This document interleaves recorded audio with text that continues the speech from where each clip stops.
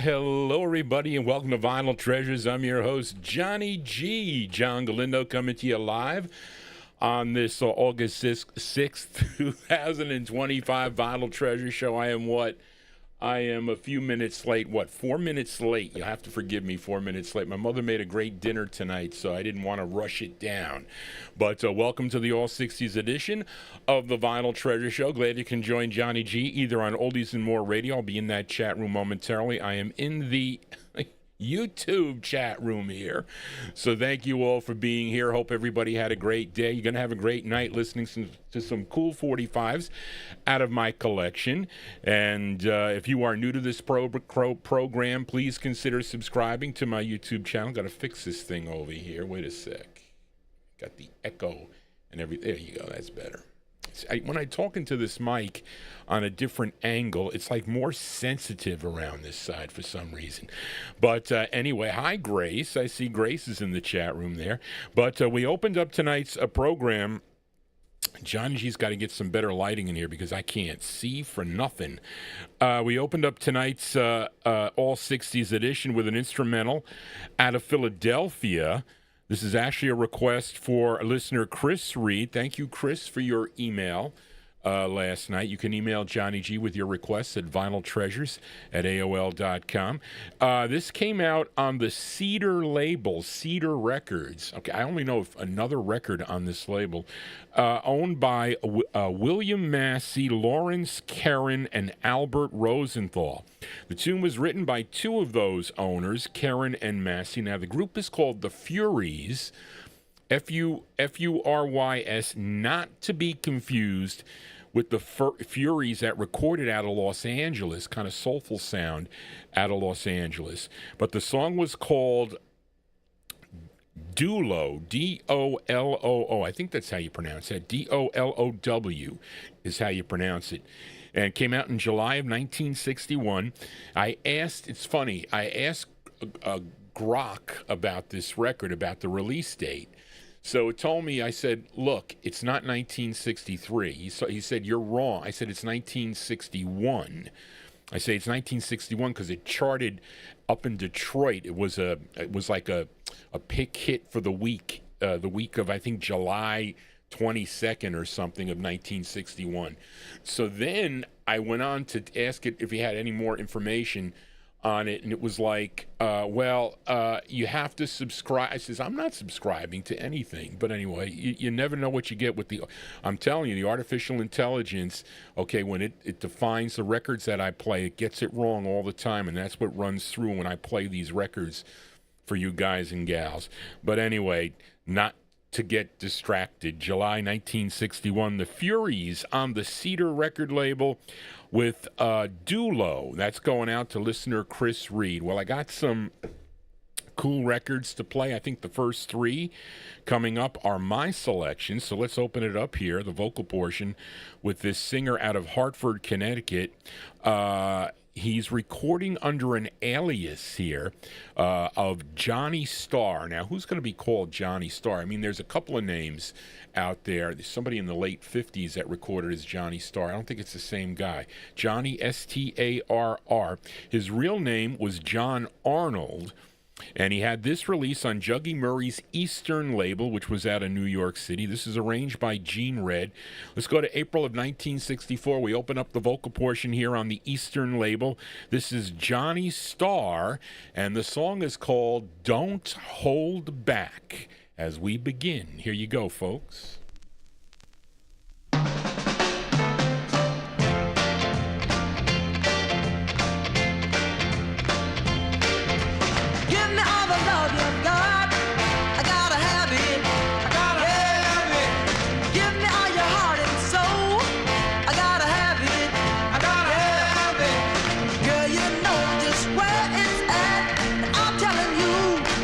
Like that's gonna hold back. Don't hold back. Don't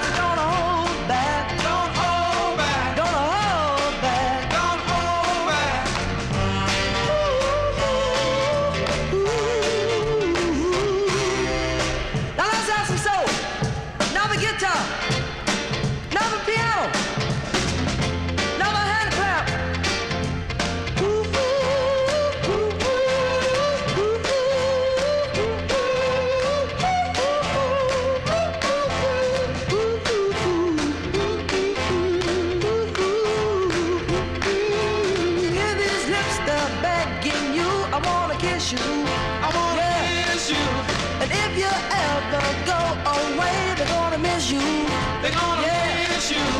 Girl, you set my soul on fire. Believe me, child, you're my one desire. Don't hold back. Don't hold back. Don't hold back. Don't hold back. Just give it to me now. Don't hold back. Don't hold back. Don't hold Give me back. everything you got. Don't hold back. And don't hold back. Don't hold back. Yeah.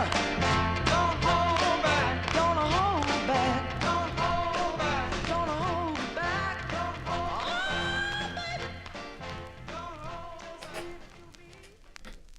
There you go. Johnny G never holds back. There you go. Cool opener there by Mr. Johnny Starr. Johnny Starr from April 1964. That's on the Eastern record label. Lots of great tunes on that Eastern label. That had like a heat wave beat to it, you would think. That was there, a song entitled Don't Hold Back. Anyway, let us continue here on the All 60s edition. You know, it was interesting on the Saturday night show. I was doing the show here. It was about 10:20 or whatever, I think, when I was here doing the show, and then all of a sudden the house shakes. I'm like, what is that? I thought something fell downstairs. I thought my record boxes might have fallen or something might have fallen or whatever it was.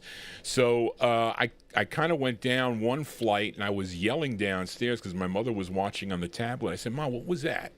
And she said, Johnny, I think we had an earthquake. And I think I asked the people in the chat room, I said, did we have an earthquake here in the Westchester County area? Well, evidently there was an earthquake. It was like 3.0 on the Richter scale out of somewhere by Teterboro Airport.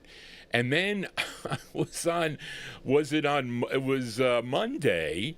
Okay, Monday, I'm sitting and I'm eating, and it's what? I think it was, I don't know what time it was, but it was in the morning time, and we had another one. It was like 2.7. I'm like, what is going on here?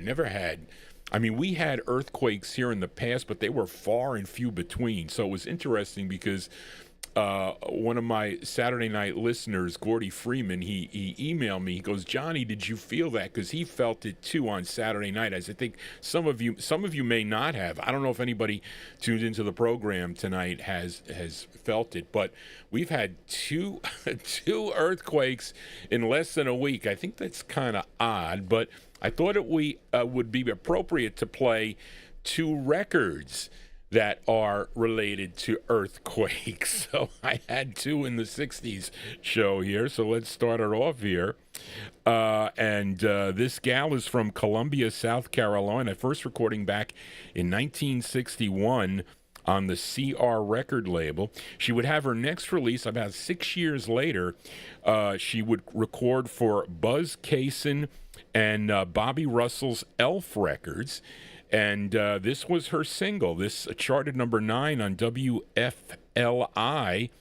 in Lookout Mountain, Tennessee, if you know where that is. And it's related to what we felt twice here in the Westchester County area from December 1967. Let's give a listen to Bobby Lynn, B-O-B-B-I, Bobby Lynn on the Elf record label. And her tune is called Earthquake. Here you go.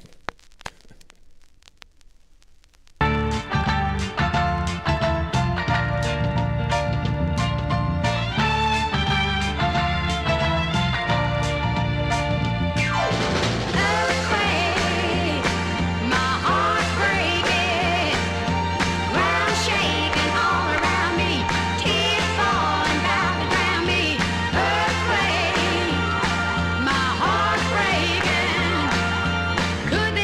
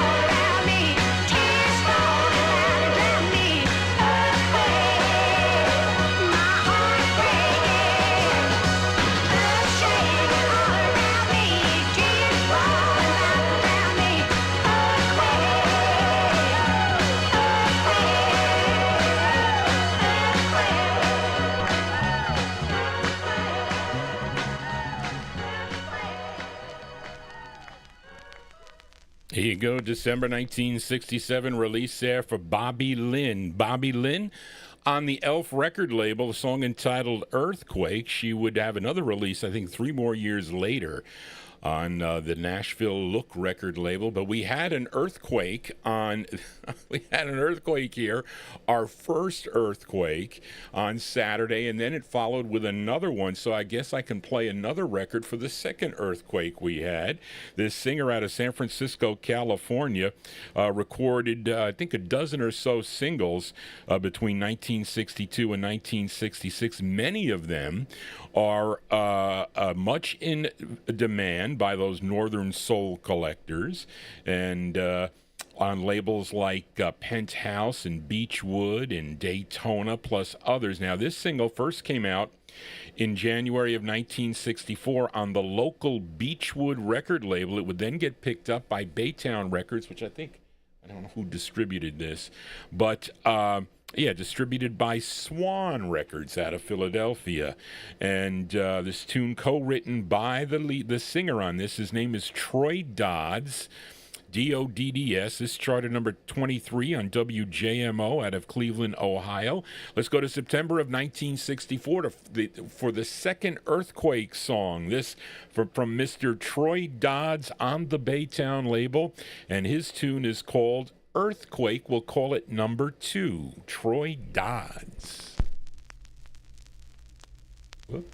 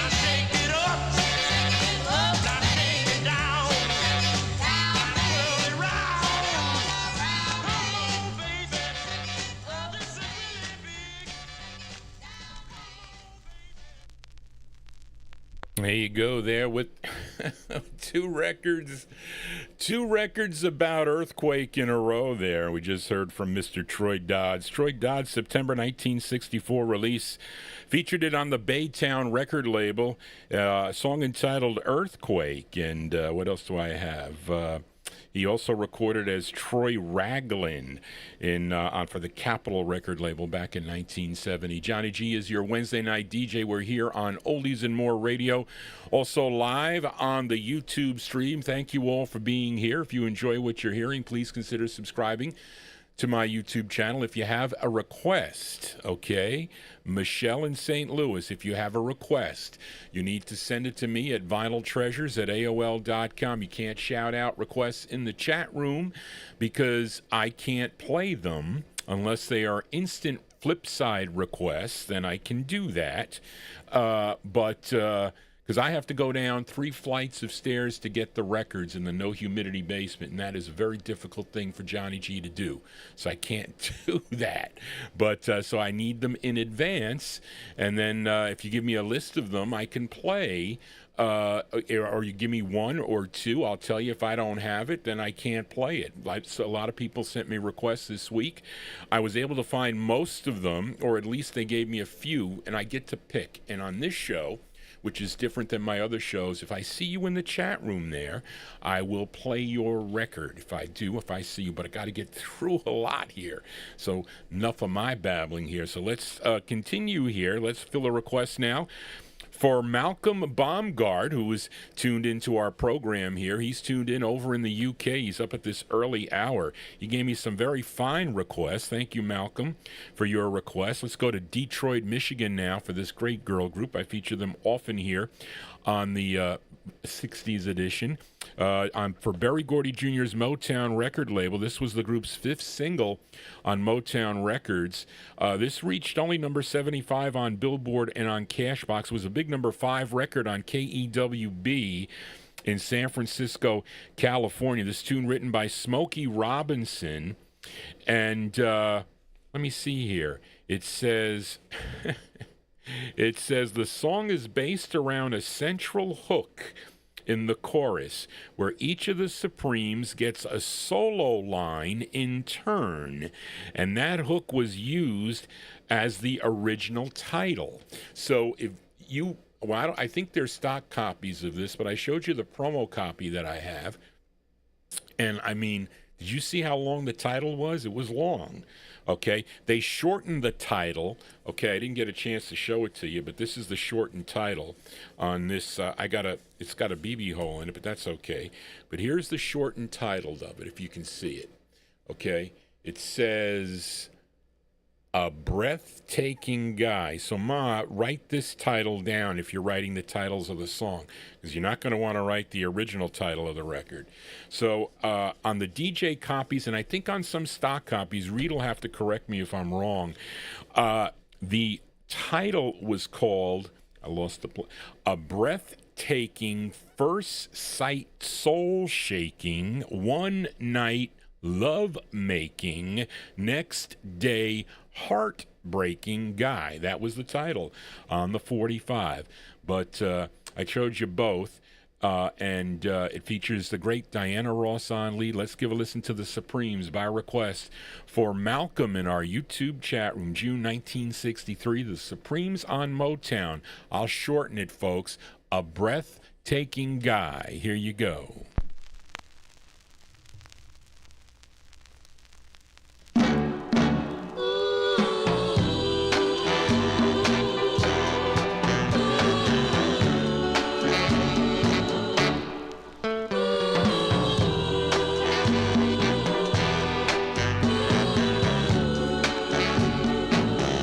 One night you held me tight and whispered in my ear all night.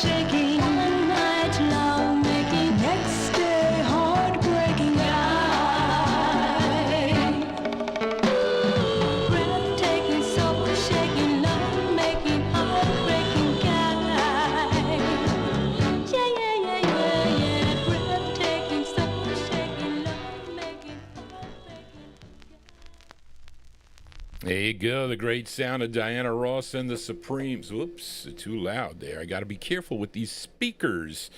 They're too close to the microphone there. But there you go. That one there going out to a listener, Malcolm Baumgart. The Supremes from June of 1963 on the MOTOWN record label. I'll show you my promo copy of that. The Supremes with the title on mine, a breathtaking, first sight, soul-shaking, one night love making, next day heartbreaking guy.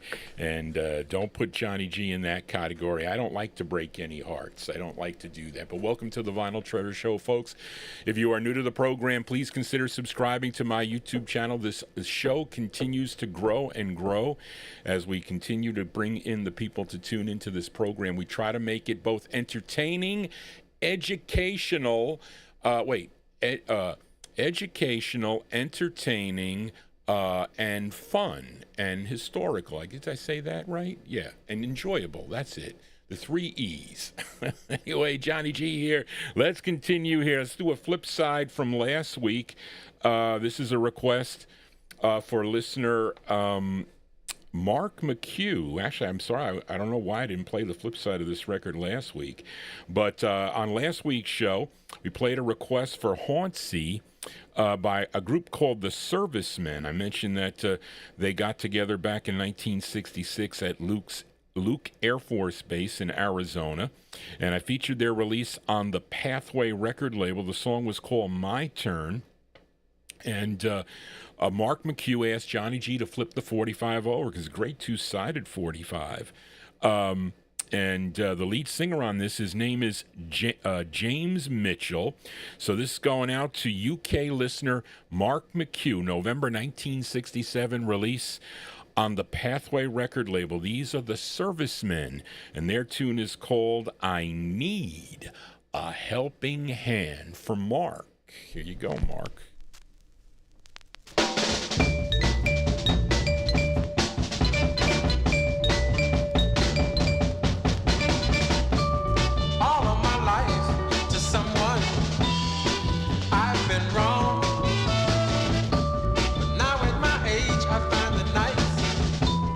Cold and very long. Still in my heart, trying to be strong. Yes, 'cause I'm a man, and I know I need a helping hand. Somewhere in this world, there's a love for me to share. But right now, my main interest is for me to show them that I care.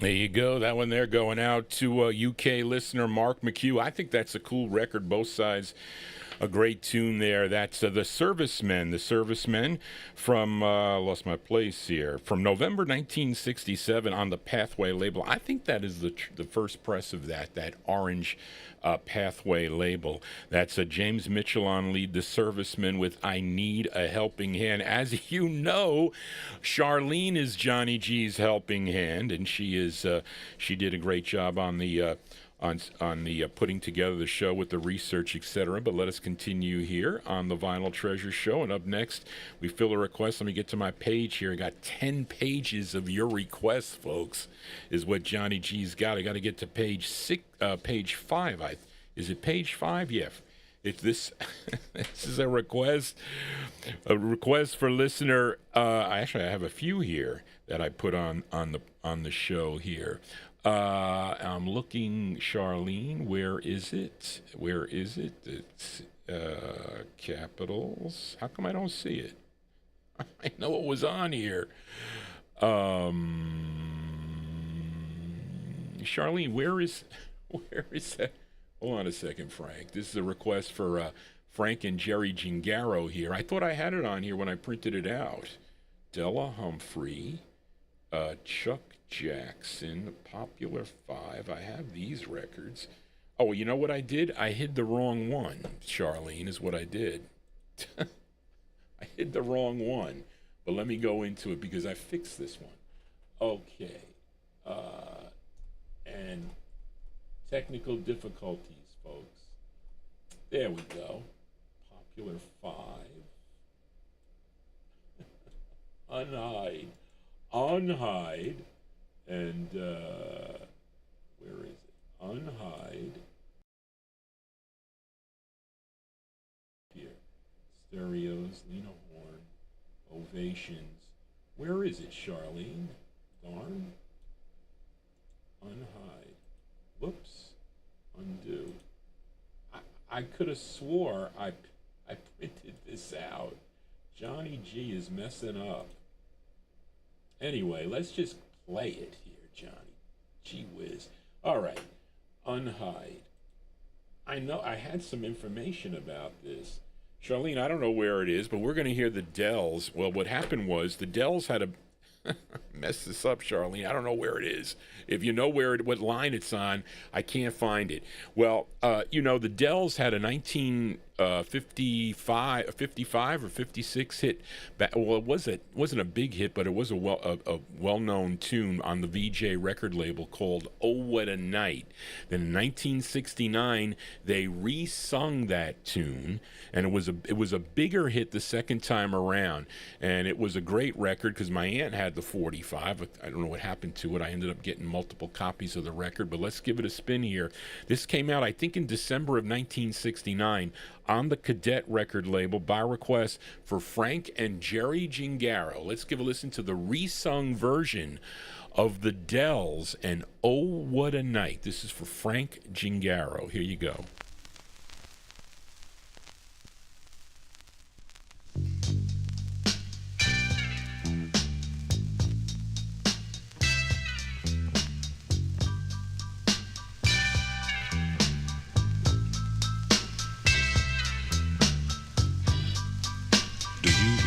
A night, that very, very special night. Do you remember a girl? That very special girl. Well, to the old and to the new, we rededicate this song to you.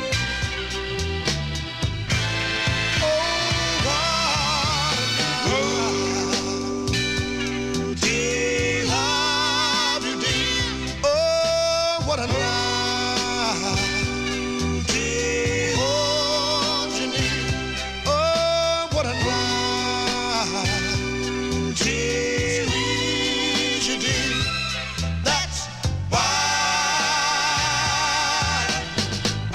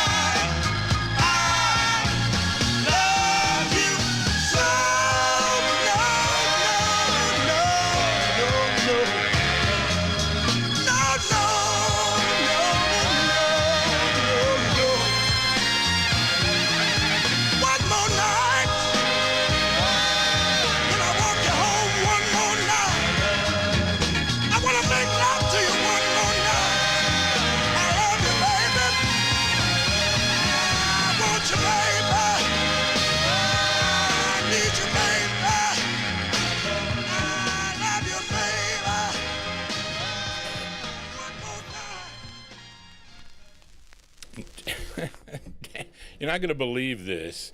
So I'm looking. I got a list of all your requests here, right? So I know that the cadet. Is it on Checker? Hold on, folks. Is it cadet? Yeah. The records look similar. Okay. So being that Johnny G is multitasking, I was like, oh, yeah, wait a minute. Frank and Jerry Gingaro requested this because it's on the Cadet record label, and because it looks the same. You see, it looks the same. But that's not really what it was supposed to be. That was actually a request for listener David Vielma. Okay, Ma, you got to correct that. So I got confused with the Stereos and Stereo Freeze Part 1, you see? So that's very easy to get confused with. So, of course, it wasn't on the list, and I had to... Charlene corrected me. She goes, no, Johnny, that's wrong. It's for David. So that was for David Vielma, and that was a great record, too, I have to say. And I have the information here. It is released in July of 1969. Those are the Dells on the Cadet record label, Oh What a Night, and originally released on the VJ record label. And it was re-recorded let me see, originally released in January of 56, re-recorded in 1969, and it's on their LP. If you have their LP, it was called The Dells' Love is Blue. Okay, that is the LP if you have it, and that is a lead singer Marvin Jr. on lead. That one there produced by Bobby Miller, arranged by Charles Stephanie, and that was a number 10 Billboard hit, a big record for them, number 1 on the R&B chart. Great re-release by the Dells, was a hit twice in a row, but more so the second time around in early 1970. Now we get to a request for Frank and Jerry. We're going to play, and I think he wants both sides of this, but actually we're going to play 3 songs in a row by this next singer. And this is for Frank and Jerry, and I had this here, which is, what did you do with it, Johnny? Here we go. This singer from the Winston-Salem, North Carolina, but raised in Latta, South Carolina. He would then move to Pittsburgh. I think I featured him, Busta Bass. You requested a tune by him last week. I Keep Forgetting, I think, was the song. But he was a member of the Dell Vikings. He would go solo in 1960 on Clock Records, I think, but he recorded for different labels. He signed with Juan Records in 1961, and Frank and Jerry requested his 13th release for the Juan label. The tune written by Rudy Clark, and this was covered by other artists and I don't know if this is the original Charlene or not, but I know somebody recorded this on the Smash label, and somebody else did this, but this one arranged by Stan Green. This charted number 50 on Billboard, 45 on Cashbox, and a number 5 on the R&B chart. This is from April 1964. This is for Frank and Jerry. Chuck Jackson on the Juan record label, and the song is called Beg Me, okay, for Chuck Jackson, for Frank and Jerry. Here you go, folks.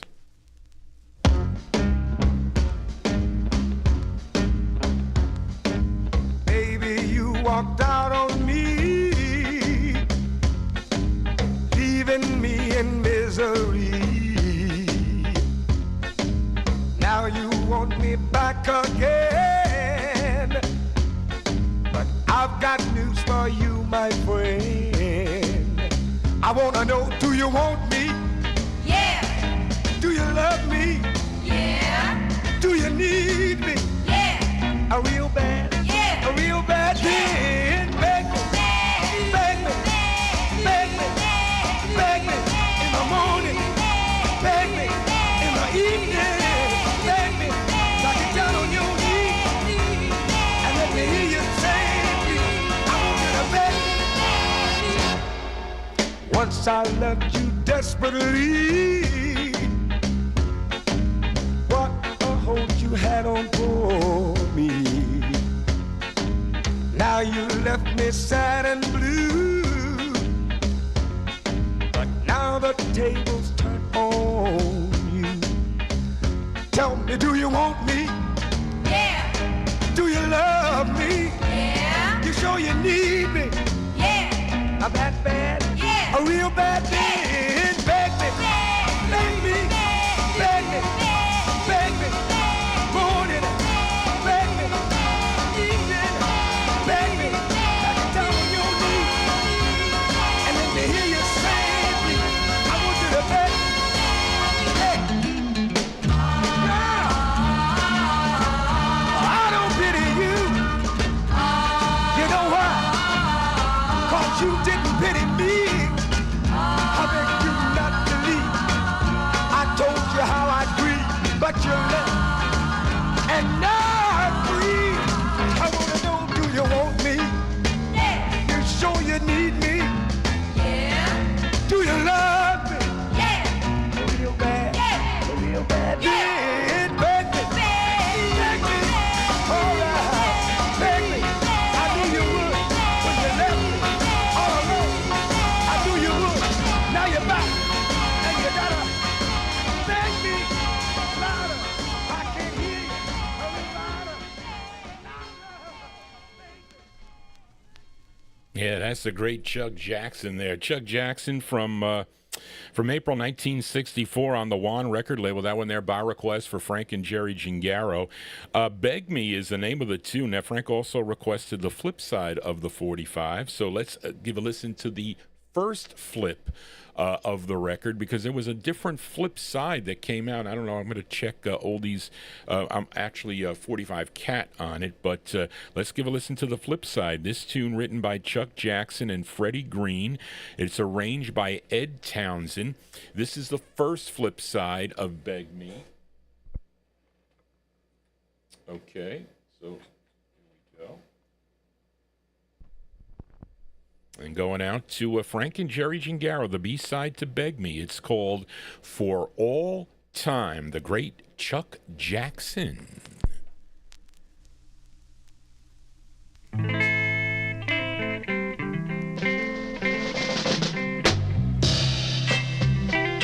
I've loved you since the first day I saw you. I knew then that you would be mine, and I'm gonna love you every day and every night. Baby, I'm yours for all time. For all time. I know, dear, that we may quarrel. Maybe I'll be right, maybe I'm wrong, but I'll give in. Right or wrong, my dear, our love will be strong and last for years. Remember, I'm yours for all time. For all time. In this world of trouble and pain, most people don't have anything. But darling, listen, if we have each other, tell me, darling, now won't we have everything? Tell me, for all time, for all time, for all time, for all time. Won't you love me, darling? Tell me now, for all time.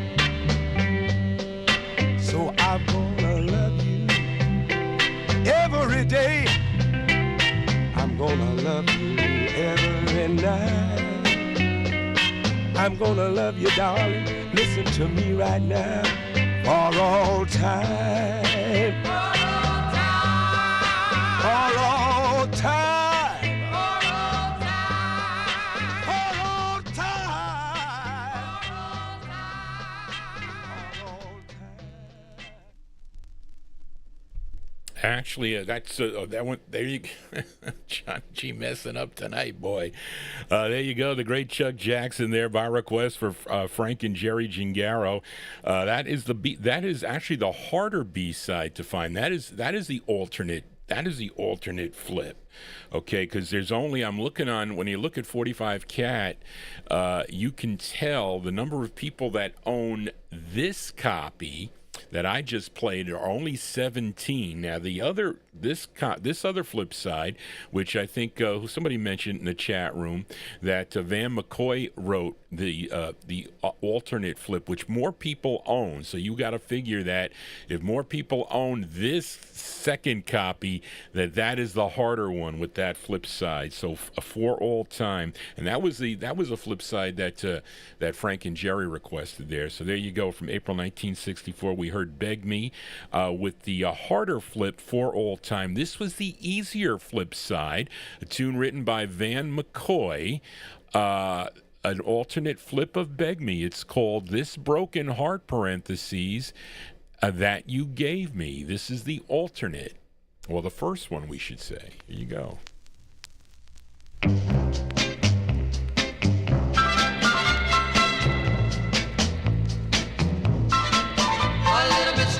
I'm a little bit stronger. Just a little bit stronger now than I was the day you said goodbye, goodbye, goodbye. Just a little bit longer. Just a little bit longer now, and I won't have to think of you and cry and cry and cry. Dear, my dear, I'm losing your memory, and bit by bit I'm getting over it. This broken heart that you gave me, it doesn't hurt as much as it did before. And pretty soon it won't hurt anymore. Yes, I'm a little bit wiser. Wiser now, and I see there is not a chance for me with you, and we are through. Dear by dear, I'm losing your memory, and bit by bit I'm getting over it. This broken heart that you gave me.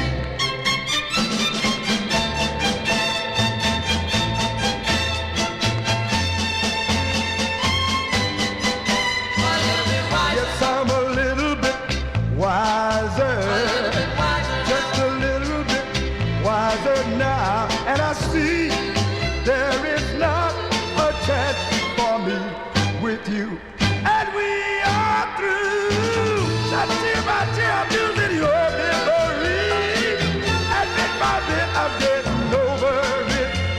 This broken heart that tear by tear, it's mending now, bit by bit. Here you go. I gave you a triple play there with Mr. Chuck Jackson, and with two B-sides there, and that is a more common B-side. I think many of you like that side better. I think they're all good, in Johnny G's opinion, but that is the B-side to "Beg Me," the first B-side, or I should say the more common one, "This Broken Heart," parentheses, "that you gave me," written by Van McCoy, and then prior to that we heard the alternate B-side called "For All Time." There you go. If you buy the 45 of "Beg Me" by Chuck Jackson. Let us continue here on the Vinyltreasure Show. Fill a request now for listener James Brown in our YouTube chat room. And this is a hit side. Actually going to play an answer tune to this as Johnny G messing up here. And here we go. And this next singer was born in Kansas City, Kansas, and he dates back to 1955. He was a member of a group called the Admirals that recorded for the King label. I think prior to that, I think he was a member of the Sultans, too. Okay, first the Sultans on Duke, then the Sultans morphed into the Admirals that recorded for the King record label, and then he went solo, signing with Liberty Records, had 16 releases on the Liberty record label, and James Brown in our chat room requested his 7th tune, a song written by Burt Bacharach and Bob Hillard. It's produced by Snuff Garrett, and it's with the Johnny Man Singers. This charted number 5 on Billboard, number 1 on the R&B chart. I'm sorry, number 5 on Billboard and 5 on the R&B chart. A big number 1 record on KWOS in Jefferson City, Missouri, wherever that is. Let's go to September of 1961. Send it out to James Brown in our YouTube chat room, Mr. Gene McDaniels. Gene McDaniels on the Liberty record label. And the tune is called Tower of Strength for James Brown.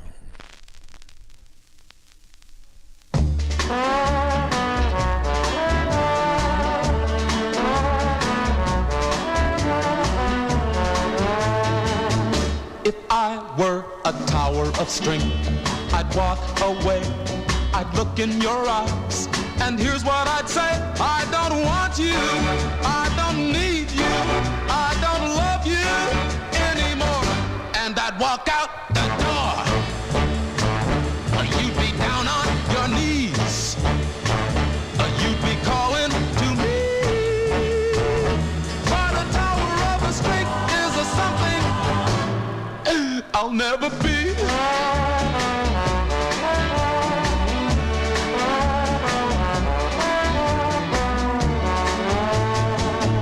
If I were a tower of strength, I'd watch you cry, I'd laugh at your tears and tell you goodbye. I don't want you, I don't need you, I don't love you anymore. And I'd walk out the door. You'd be down on your knees, you'd be calling to me. But a tower of a strength is a something I'll never be.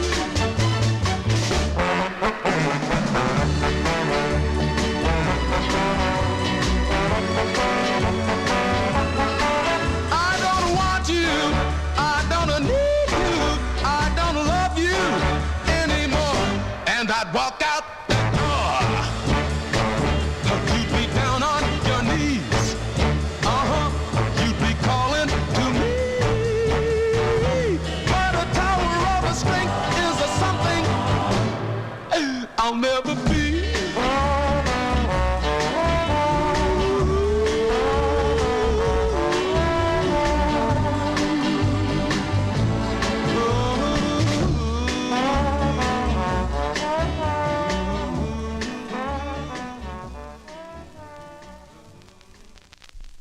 There you go. That one there going out to James Brown in our YouTube chat room. That is a great sound of Gene McDaniel. Gene McDaniel, September 1961. What did I say? That was his 7th release. 7th release on the Liberty record label. Tower of Strength is the name of the tune. Do you know there was an answer record done to that song called Tower of Strength? Okay, it was done a month later.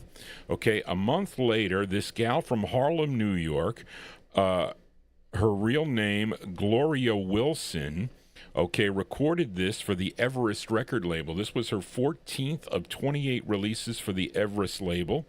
And a tune, and again, I guess she gave writer credit to Burt Bacharach and Bob Hillard again, and this did chart nationally. This was a number 100 on the Billboard chart and number 10 on WUST out of Bethesda, Maryland. So let's give a listen to an answer record to Tower of Strength by Gene McDaniels.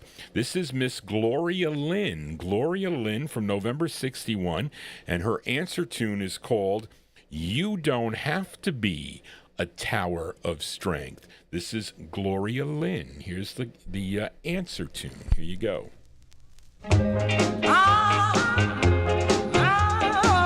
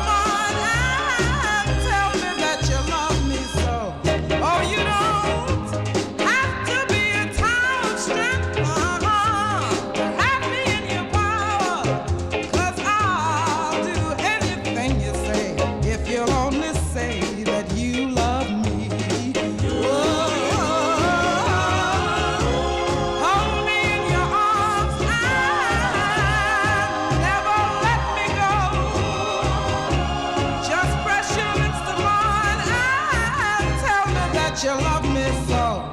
Oh, you don't have to be a town of strength to have me in your power. 'Cause I'll do anything you say if you'll only say that you love me.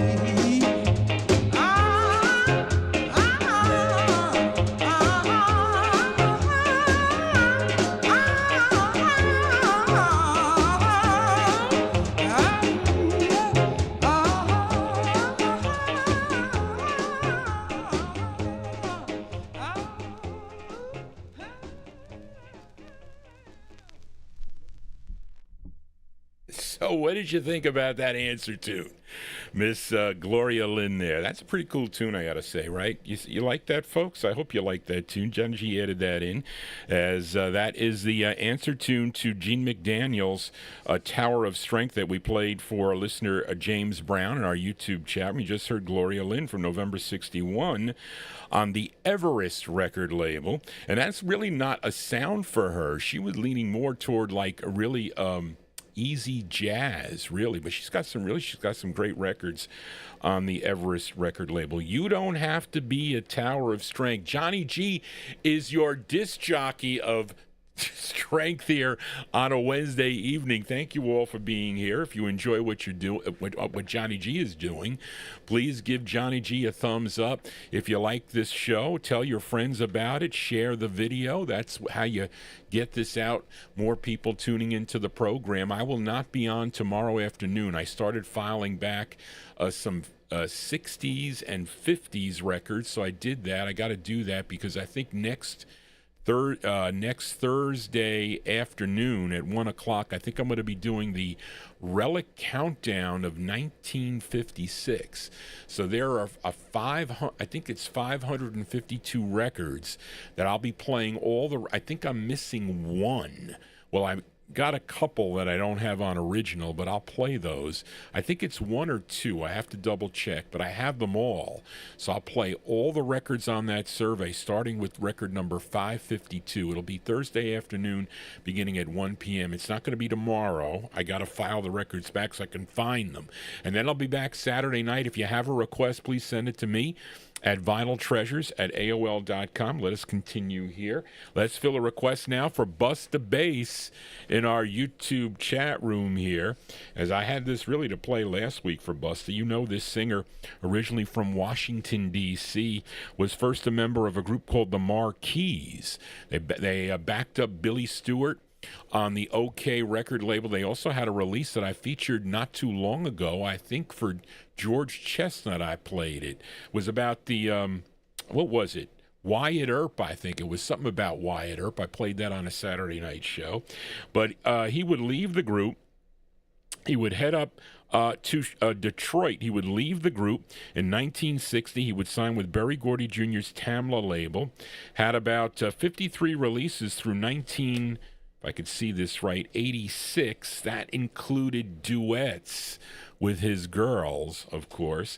But this is his 10th release on the Tamla record label, a tune written and produced by Berry Gordy. This charted number 15 on Billboard, 3 on the R&B chart, and did one notch better on WJLM, number 2 on that station out of Detroit, Michigan.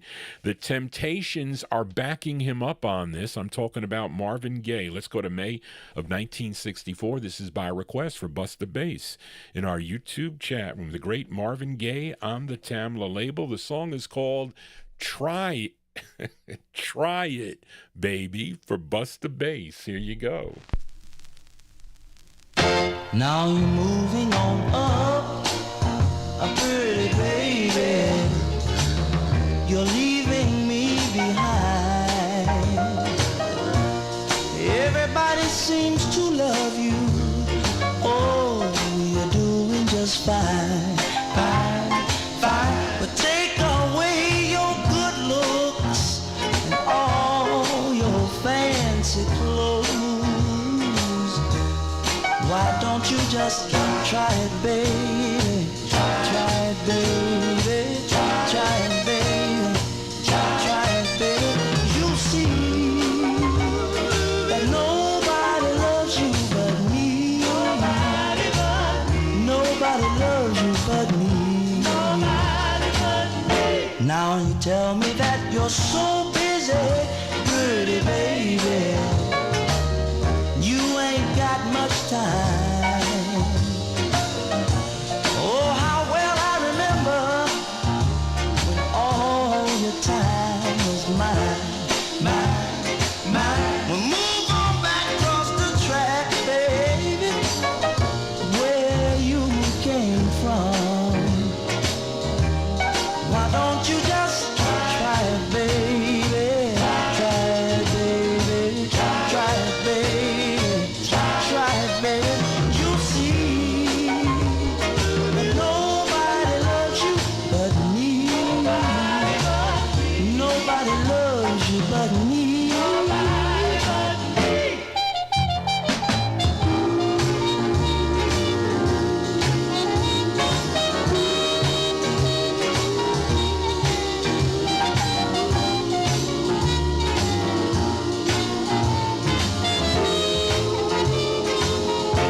I really wanna hold you, pretty baby, in my arms again.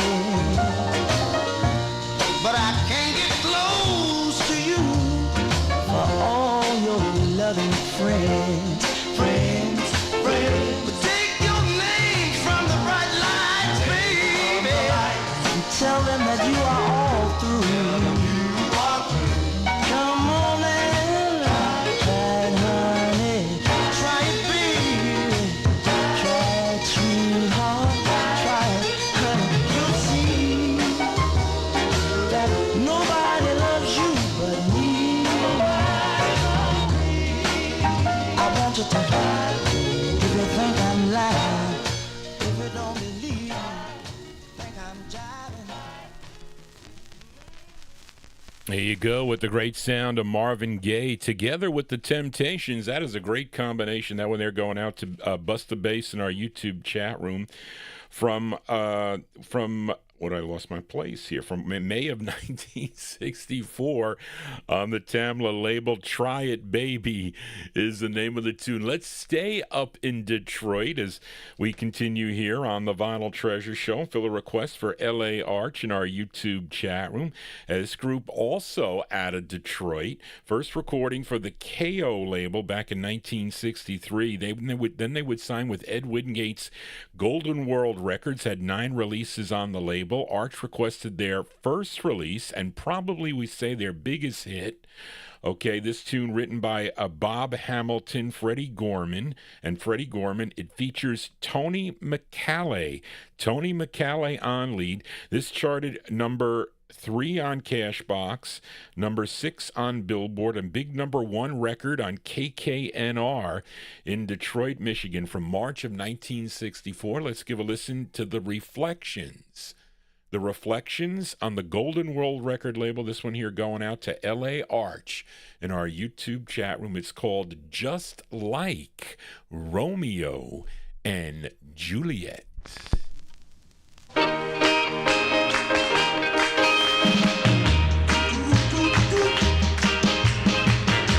Finding a job tomorrow morning. Got a little something I wanna do. Gonna buy something I could ride in. I take my girl, take looking at the drive-in. Our love's gonna be written down in history. Just like Romeo and Juliet.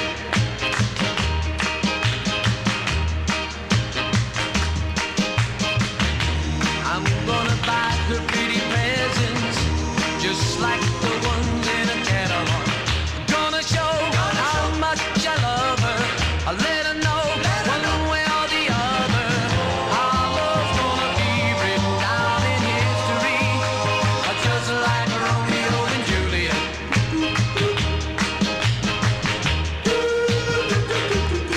Just like Romeo and Juliet. Just like Romeo and Juliet. Just like Romeo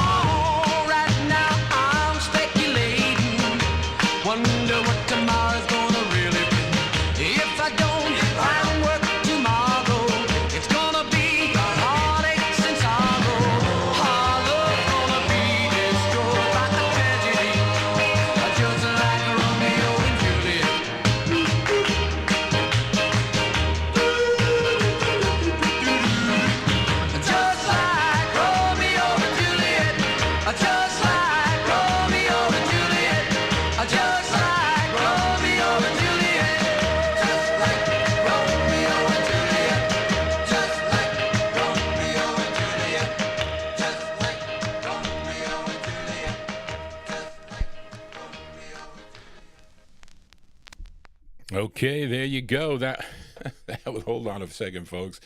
That one there going out to a L.A. Arch in our YouTube chat room. That's the sound of the Reflections there. Hold on a second here. What I do with my notes here? See, okay, here you go. Charlene's got it. So there you go. So L.A. Arch, I'm sure that brings back memories of your youth there, because people used to tune into the radio. I know I did back in the day.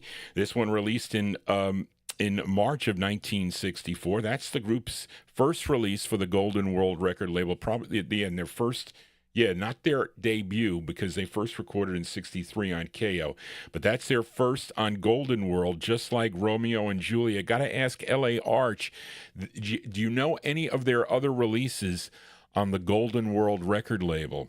Okay, because I have a twin spin coming up by the group, and they had 9 releases. This is their 8th release. Charlene, you got the wrong date here. I knew that didn't make sense. You have August 64. No way. It should be July of 1965. Checking it on the fly here. And this features a Tony McCalley on lead. This is a cool tune. So, Arch, let me know if you heard this song by the group. A twin spin by the Reflections, July 65 on Golden World Records. The song is called June Bride, the Reflections. Let me know what you think, L.A. Arch.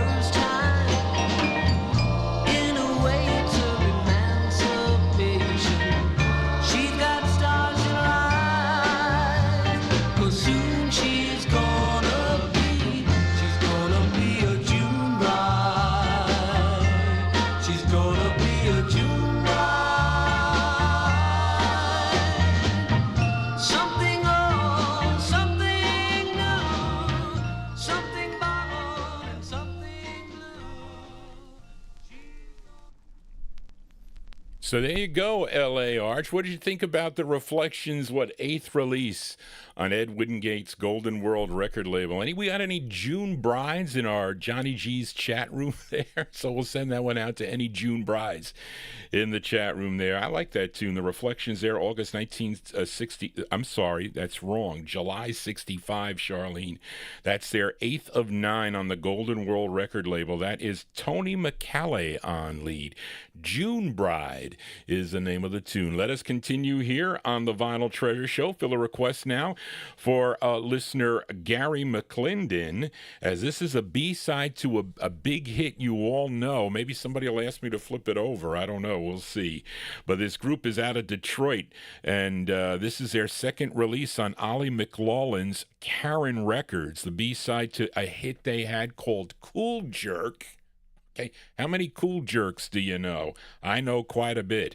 And this side, a tune written by Barbara Lewis, who did it first. She did it first. This is actually kind of like a cover of the Barbara Lewis tune. She did it back in 1963 on the Atlantic record label. This features a drummer for the group. This was a self-contained group. They played all their instruments.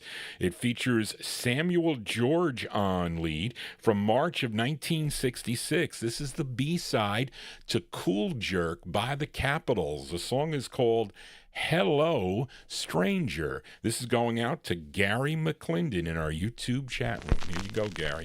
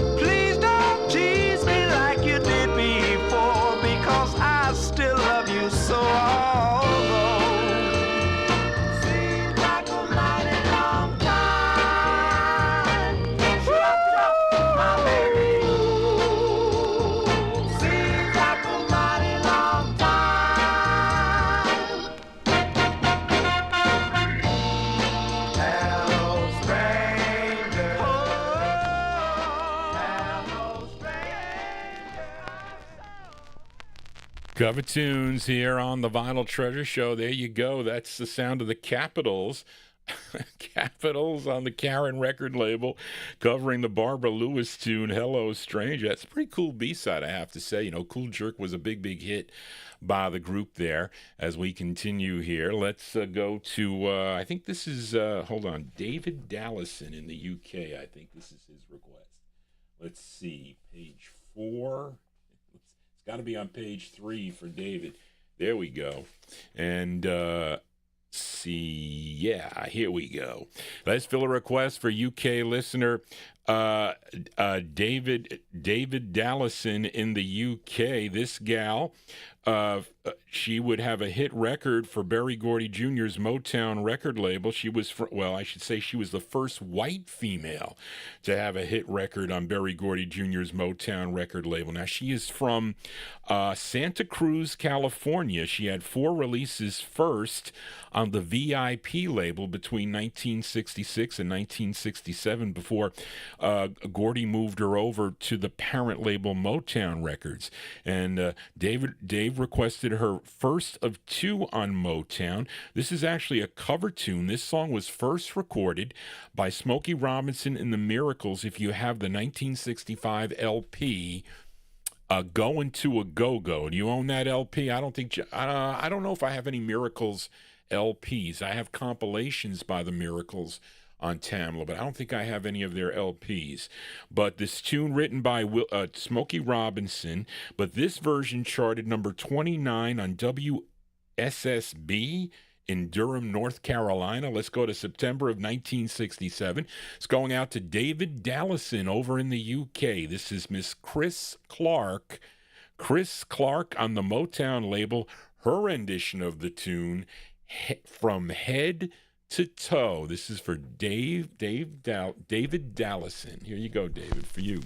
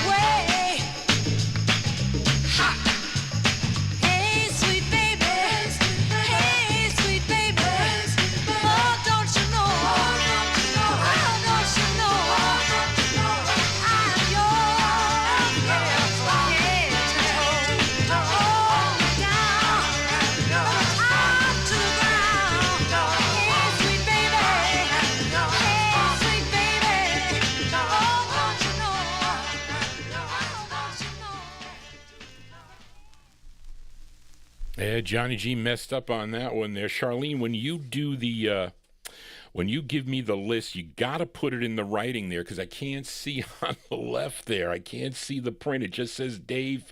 It says Dave in. I can't see it. So I'm going to mess it up here. But there you go. That's for a Dave in Yorkshire. Of course, I had the UK right, but I can't see it. It's got to be in the line, Charlene. I can't see it. And I'm going to mess it up if you don't put it there. And there you go. That is Chris Clark. And I don't know, did Debbie Dean have a hit there?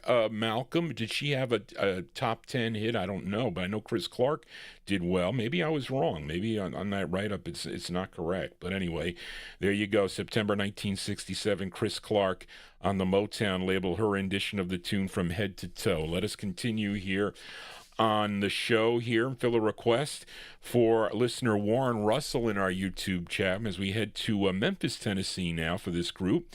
They had 10 releases on the Gold Wax label, and wait a minute. I'm not going to say this until I double check here because Now I don't know. I shouldn't happen. Ovations here. Let's see. Won't you? November 64. Yes, 110. I just thought that Gold Wax changed their numbers here. I guess not. I guess this is their debut single.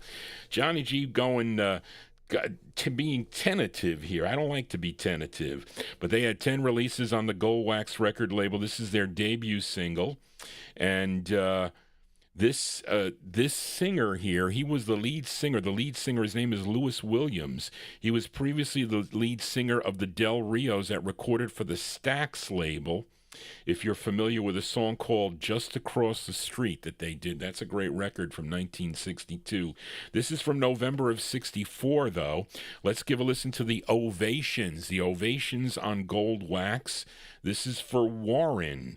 It's called Won't You Call? The Ovations.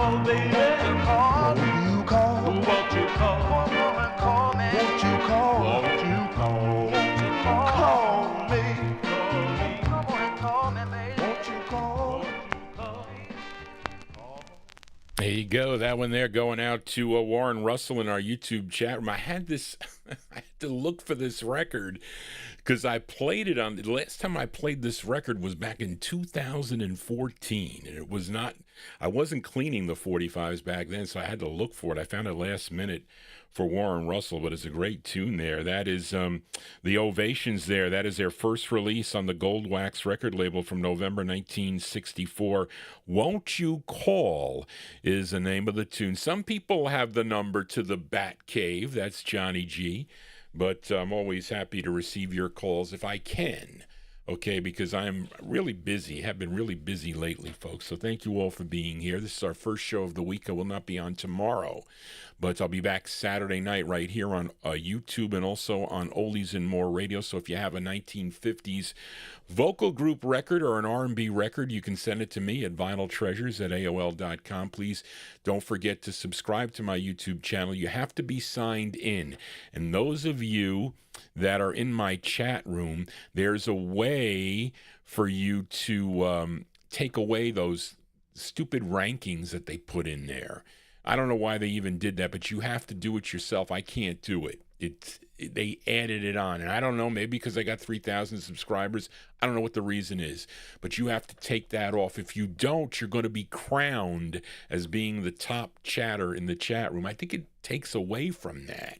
So they have to, if anybody needs help, you can contact Johnny G. I'll help you do it. I will. Johnny G is always here to help. But let us continue here. Now let's play a record for Dave Dallison. Let's not mess up here, Johnny. This is for Dave Dallison. This gal was born in Chicago, but she moved to Detroit, and she was a member of the Meditation Singers, and her real name was Lori Lee, but she recorded as Laura Lee. That's not so far off, Charlene. But Dave requested her release on the Rick Tick record label. Now, the interesting thing with this Rick Tick release, okay, folks, is that on last week's show, I opened up with an instrumental by the San Remo, what were they called? The San Remo Golden Strings. Okay, it was called Festival Time. I didn't feature it on Rick Tick. I featured it on the Gordy label. Okay, and what happened was this Rick Tick reused that backing, the instrumental backing, for this gal, Laura Lee, and put it out on their Rick Tick label in January of 1966. So this is the backing track to Festival Time, and they used it for the Laura Lee single. And this is a request for Dave Dallison from January 66. Laura Lee on the Rick Tick label. It's called To Win Your Love. For Dave, here you go.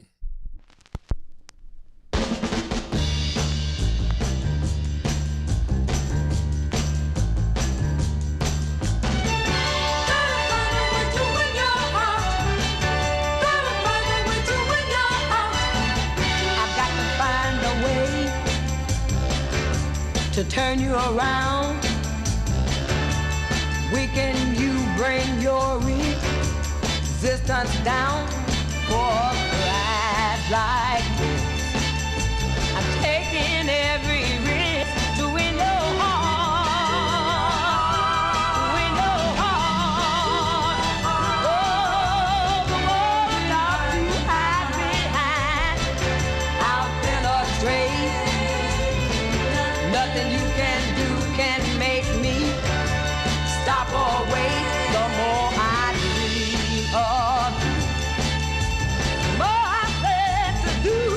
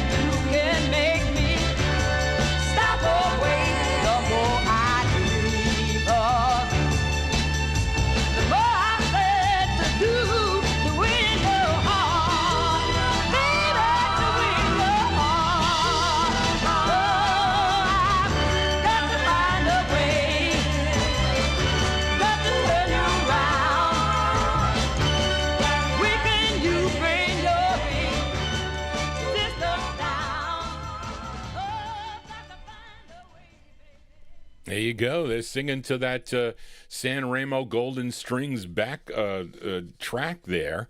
That is a Laura Lee from January 66, To Win Your Love. That's Rick Tick number, what did I say? 111 now. Rick Tick 110 was the festival time by the San Remo Golden Strings. So then they followed it up with that. So they were out at the same time in January of 66. It's kind of odd.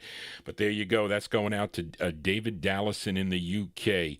Laura Lee with To Win Your Love. Johnny G, win your listenership here on a Wednesday evening. Thank you all for being here. You have to sign in to YouTube in order to subscribe to Johnny G's YouTube channel. So make something up. Come in as a Johnny G fan number 2 or something. Make something up to come in and sign in. You don't have to give all your details in to sign in to the YouTube. Even my sister Tony signed in, but she's too shy to come in to the chat room. She is. But let us continue here. Let's fill a request now for listener Adrian Viterbo, who's tuned in to Johnny G down in Mexico. He requested this trio out of Chicago, Illinois, that included Walter Granger, Ronnie Strong, and lead singer Donald Jenkins. And they were known as Donald Jenkins and the Daylighters. And not to be confused with the Daylighters that recorded for the Tip Top label. That is a different group.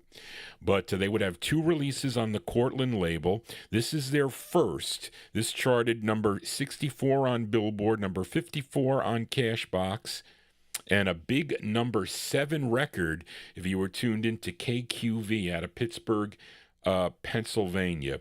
This tune co-written by the lead singer. His name is Donald Jenkins from July 1963. Let's give a listen to Donald Jenkins and the Daylighters. And the name of the tune, the full name of the tune is in parentheses. It says Native Girl, and then it's called Elephant Walk. This is on the Cortland label for Adrian. Here you go, Adrian, for you.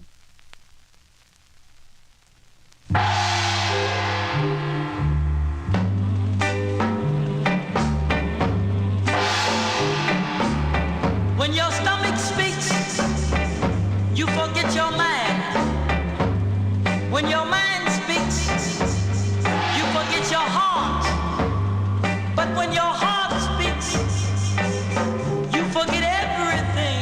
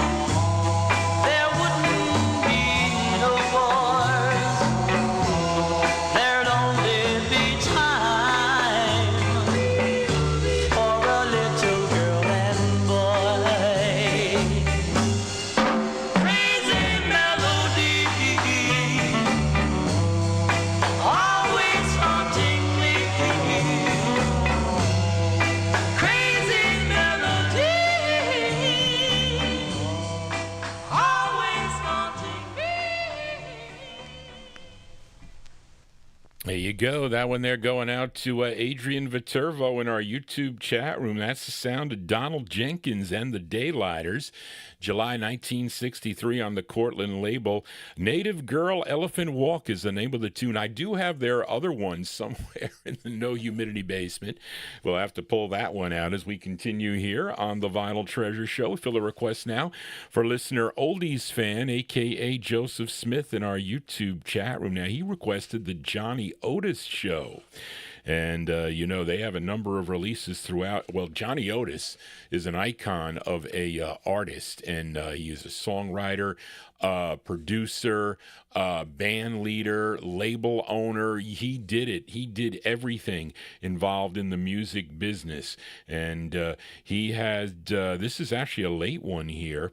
This one is from February of 1969. This is on the Kent record label.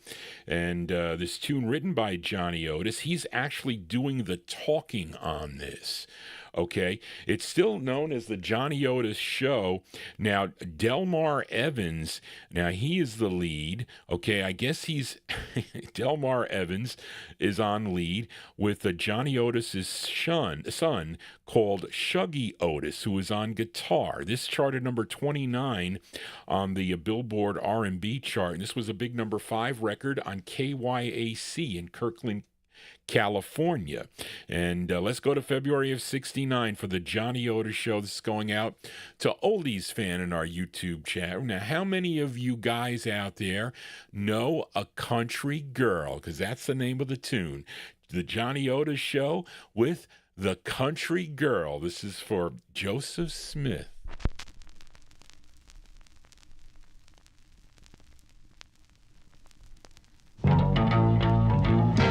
Hey, Johnny, look, man. Here she come, here she come. Chick I was telling you about the other day, man. Ooh, she's all right. Yeah, man. She's deep in the waist as a waltz. And wide in the hips as a horse. And she's so fine. Great big country girl. Oh, she's the finest thing I've seen in the world. Say, you know one thing? I can tell the way she walks, she ain't been here long. Yeah, man, I was down the train station when she got here. She didn't have nothing up on her arm but a little paper sack. But you know something? She's so fine. Great big healthy country girl. Well, oh, she's the finest thing. Finest thing in the world. well, all right, play it, Sugar.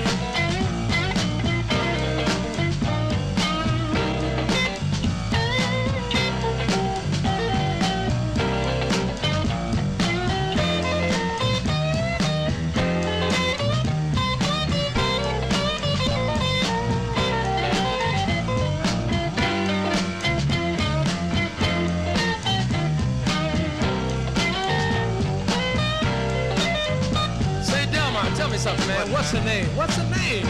And it's 38, 24, 38. And she's so fine. Great big old healthy country girl. Yeah, she is. Oh, she's the sweetest thing. Sweetest thing in the world. Say, wait a minute now, don't let her get away. Call her back, Del. And I'm gonna lean right here on this wall and drink this beer and watch her walk. You heard me call a while ago, and I know you know, like I know. You can take foxes out of the country, but What? you can't get the country out of foxes. Walk on, baby. All right. Come on. Baby, baby, baby, baby, walk on. Say, what's she shaking like that for? Gotta be jelly. Well, Damn, don't shake that way. sure don't. Come on, baby. There you go. That one there going out to Joseph Smith in our YouTube chat room. That's the sound of the Johnny Otis Show. Johnny Otis Show on the Kent record label. And sounding a little bit like Tramp. I got the same kind of beat there. And that one there from, what did I say, lost my place here. here we go, February 1969 release on the Kent label. Country Girl is the name of the tune. That's the Johnny Otis Show. As the copyright police were out on that tune, they just left. But let us continue here. Let's fill a request now for listener Mark Speck in our YouTube chat room.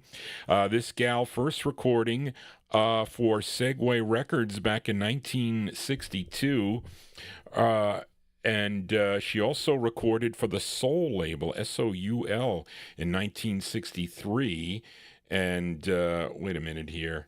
That's not right. This is Charlene, what is this?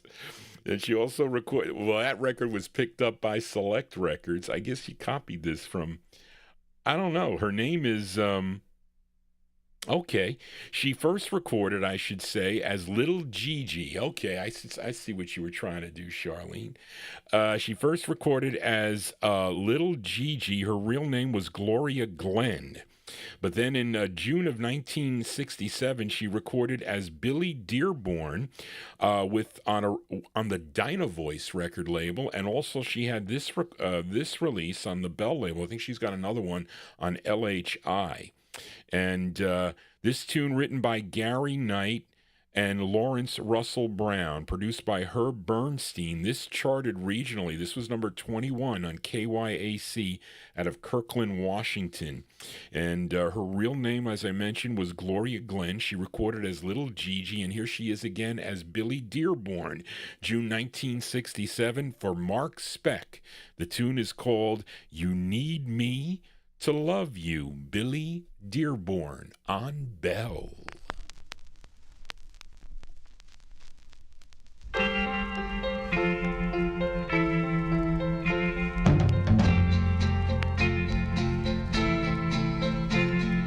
The road of life can be long and lonely, especially when you live it all by your only. If you find you're reaching and there's no one there to warn you, and you can't see the storm through,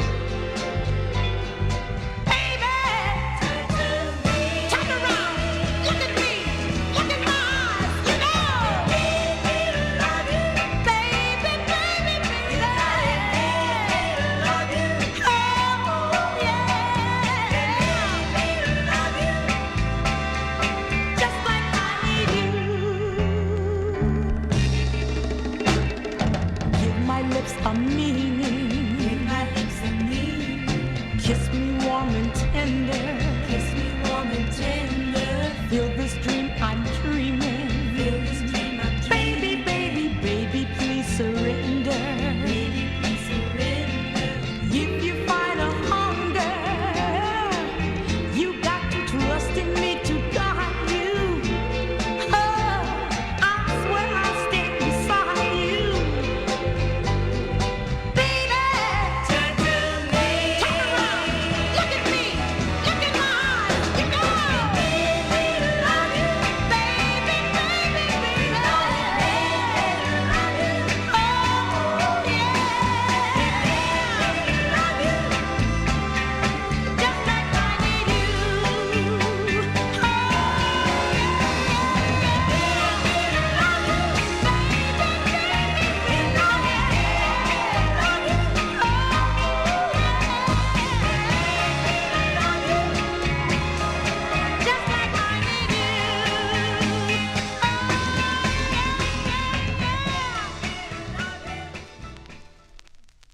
There you go. That one there by request for listener Mark Speck in our YouTube chat room there. Nice sound there by Billy Dearborn. I lost my place here. Here we go.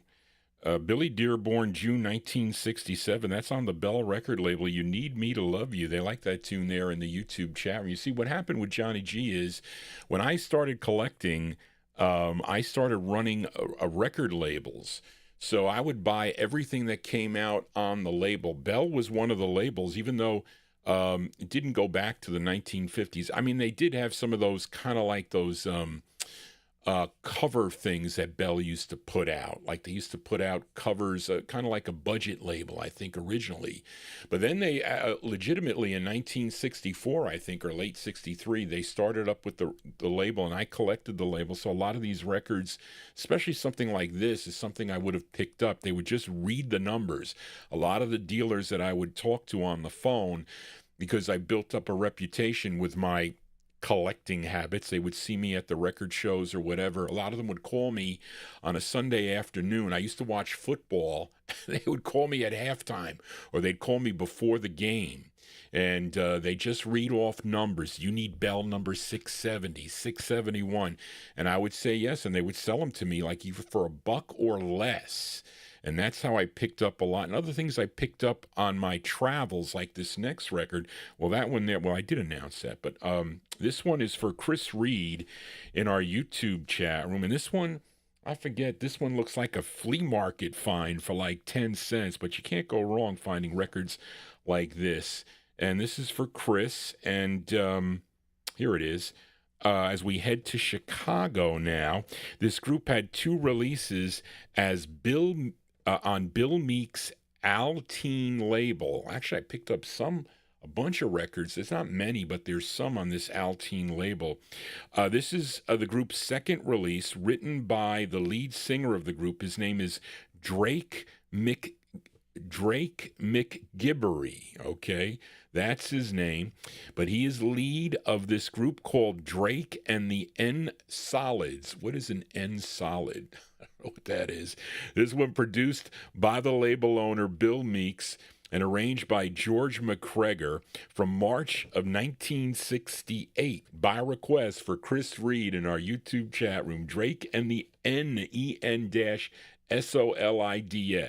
It's called Please Leave Me. This is for Chris Reed. Here you go, Chris.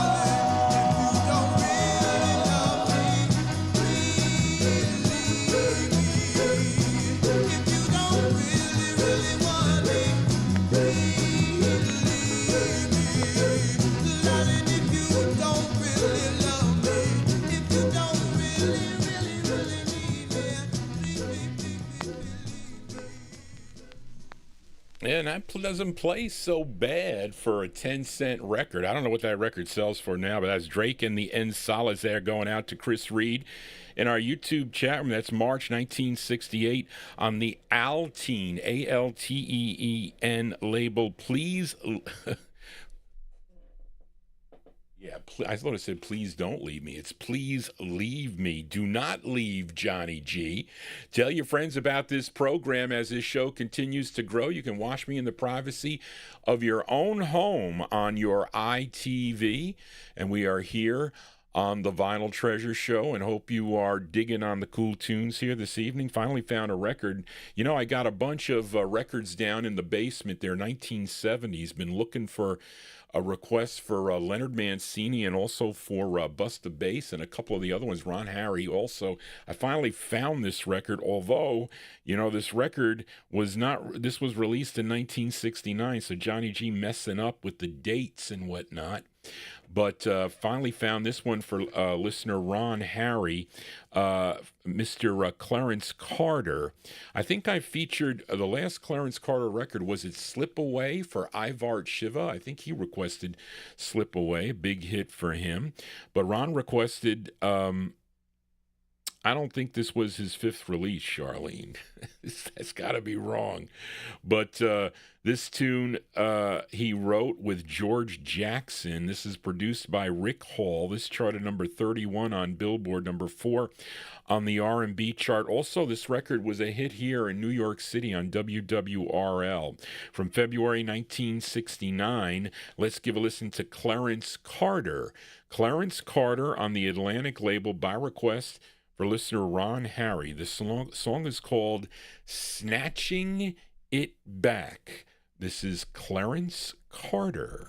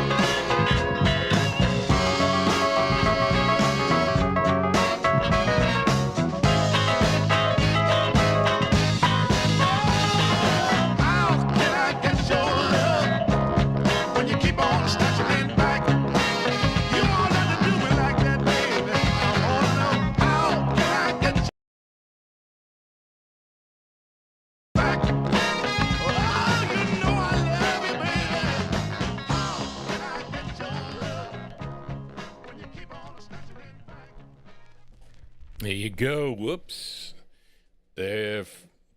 Hold on a second, folks. Whoops, Johnny G messing up here. There you go, by request for listener Ron Harry. That's the sound of Clarence Carter, February 1969. Snatching It Back is the name of the tune. That one there on the Atlantic record label. And we have a request, an instant request. We're going to do it here, instant request. And yes, this is styrene. You see the label was kind of like chipping off here. I mean, the vinyl is mint, but I don't know what happened to the paper is kind of falling off here a little bit. I don't know what that is. It's not that it got water damage. Something got stuck on that. But let's do an instant request here for listener Mark Speck in our YouTube chat room. Let's flip it over here. Mr. Clarence Carter on the Atlantic record label. We just heard Snatching It Back. And let's hear the flip side here. This tune written by Chips Mohm and Dan Penn and Clarence Carter, the singer on this. And this one here also produced by Rick Hall for Mark Speck. An instant request, Clarence Carter, with his tune called Makin' Love, parentheses, at the dark end of the street. This is for Mark Speck.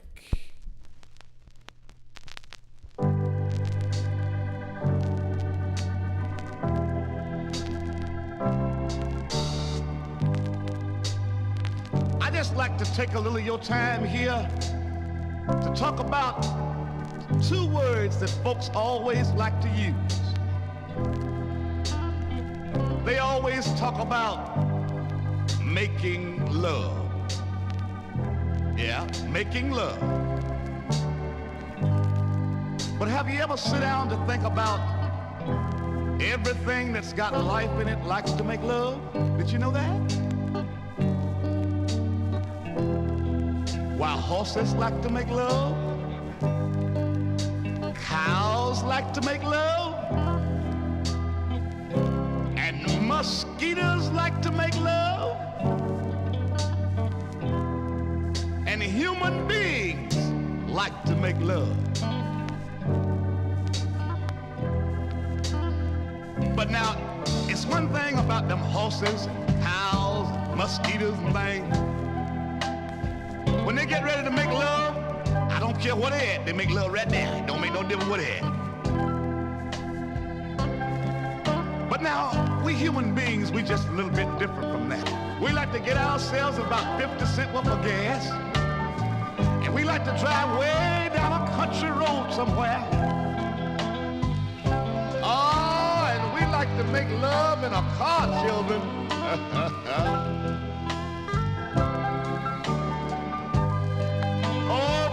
One of the sad things about making love is that folks like to slip around.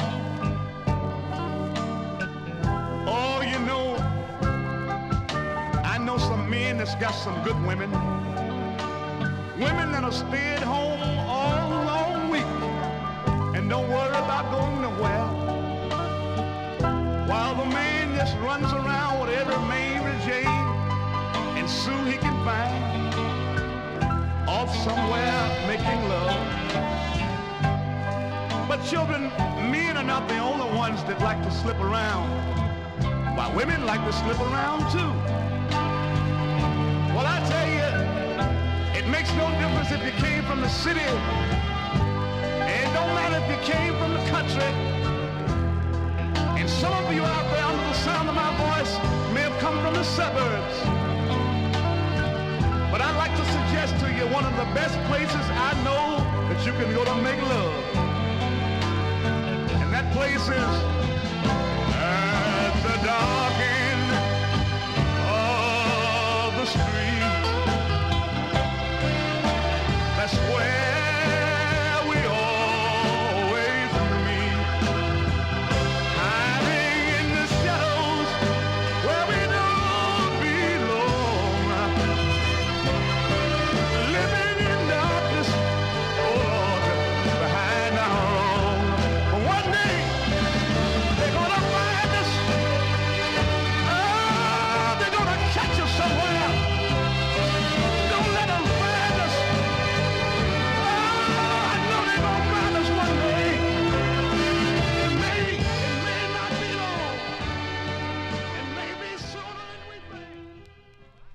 There you go. Instant requests here on the Vinyltreasure Show. That one there going out to Mark Speck in our YouTube chat room. That's Mr. Clarence Carter. That's the flip side of Snatching It Back. It's called Making Love, parentheses, at the dark end of the street. That is, in fact, his fifth release on the Atlantic record label from February 1969. Johnny G is your disc jockey for a Wednesday evening. Thank you all, those of you here tuned into the program on Oldies and More Radio, also live on the YouTube stream. If you are new tuning in for the first time, please consider subscribing. The more subscribers I have, the copyright police will stay away. They are out in full force now.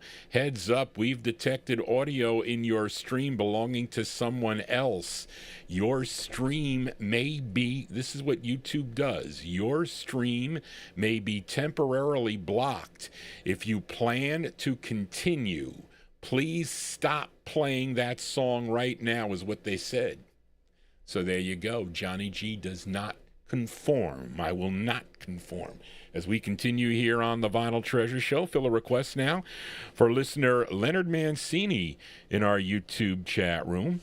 And, whoops, lost my place here. Okay.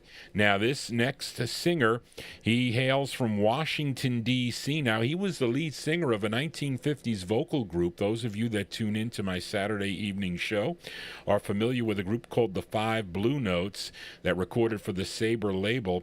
Well, he was the lead singer for that group. His name was Andy Magruder, and he wanted to have a solo release, always wanted to have a solo release, and he finally got his wish. It came true in September of 1964 with this 45 that Leonard Mancini requested. Came out on the Chess record label, but he shortened his name a little bit. Instead of Andy Magruder, he was Andy Mack, okay, which is a lot easier to say, I guess. And he is being backed up here by the Carltons. I think that group recorded for the Argo label, if I'm not mistaken. They got releases on the Argo label. Yeah, 3 releases on the Chess subsidiary Argo Records. Now, this record did chart, was a number 8 record on WUST out of Bethesda, Maryland. Let's go to September of 1964 by request for Leonard Mancini in our YouTube chat room. The great sound of Andy Mack on Chess Records. The tune is called Do You Want to Go for Leonard Mancini. Here you go, Leonard.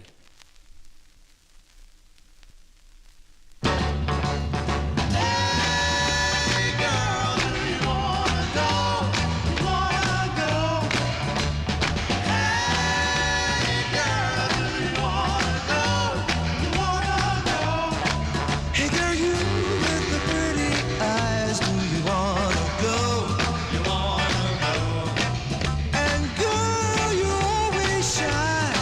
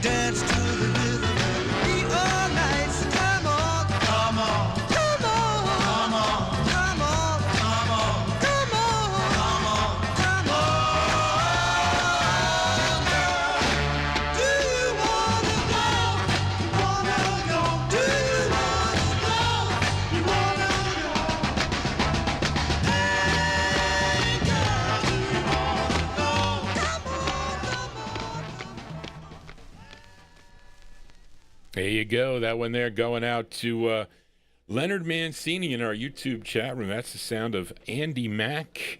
Andy Mack, I lost my place here. That is, his real name was Andy Magruder, previously sang lead with the 5 Blue Notes on the Sabre label. That one there on Chess Records, September 1964. Do You Want to Go is the name of the tune. I understand Mark Speck would like to hear the flip side of that one. We will get to that right after I fill this request for listener Edmund Williams, this duo out of Los Angeles, California. You know, I got to say that the Oldies and More stream has been dropping, I think. I think it's my player here, which I need to upgrade. So those of you that are tuning in on Oldies and More Radio, contact Johnny G via email if it drops out, if you think that it drops out for a while, because I notice I just don't see the levers of the, the meters moving. They are moving, so I won't reconnect or something. I don't know what's going on there. But let's fill a request now for our listener Edmund Williams in Queens, New York. This duo out of Los Angeles, California. They were twin brothers. They were Bobby and Kenneth Sims, recording as the Sims Twins. And first recording for Sam Cooke's SAR record label, and back in 1961, and this was their second release. Came out in January of 1962, a tune written by Jenko Brown and Sam Cooke. This one arranged by Renee Hall. This charted regionally. This was a number 80 on KAYO in Seattle, Washington, from January 1962, going out to Edmund Williams, the Sims Twins. The Sims Twins on SAR. The song is called The Smile. The Sims Twins.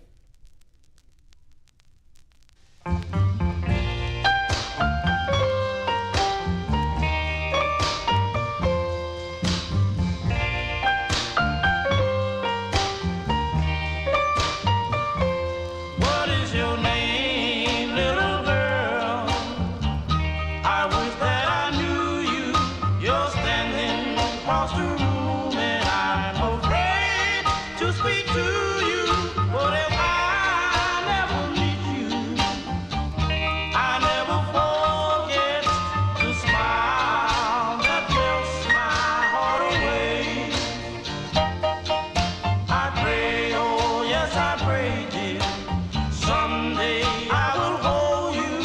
You know how much I love you by the things I do for you. But if I never meet you, I never forget the smile that melts my heart away. If I only knew your name, I'll say it all day long. I'll sing it over and over and over and over as if it were a song. What is your name, little girl? I wish that I knew you. Why don't somebody come and introduce me to you? But if I never meet you, I never forget the smile that melts my heart away.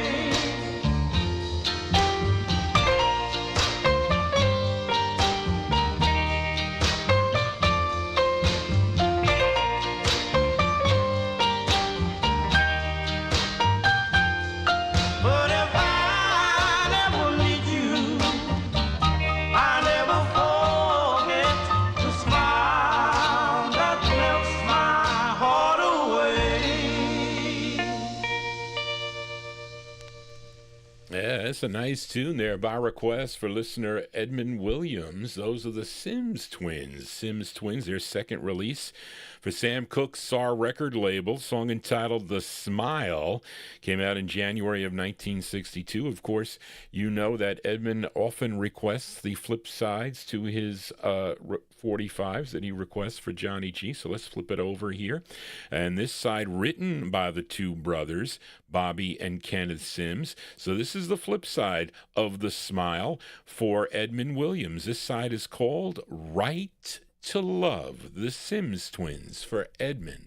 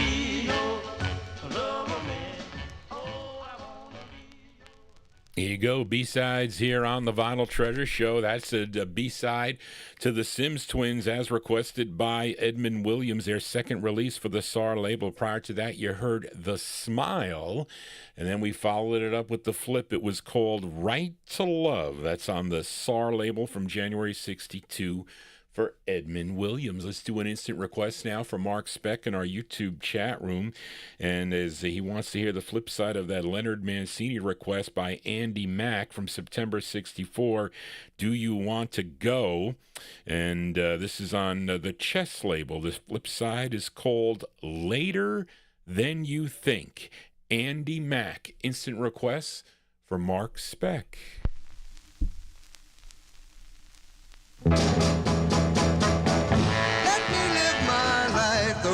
Choose and let me do the things I want to do, and don't you worry about me, I won't worry about you. Like I said, now old man Tom ain't gone away. I said tomorrow it may be too late. It's later than you think. You ain't got long. Yes, it's later than you think. You ain't got long. Long.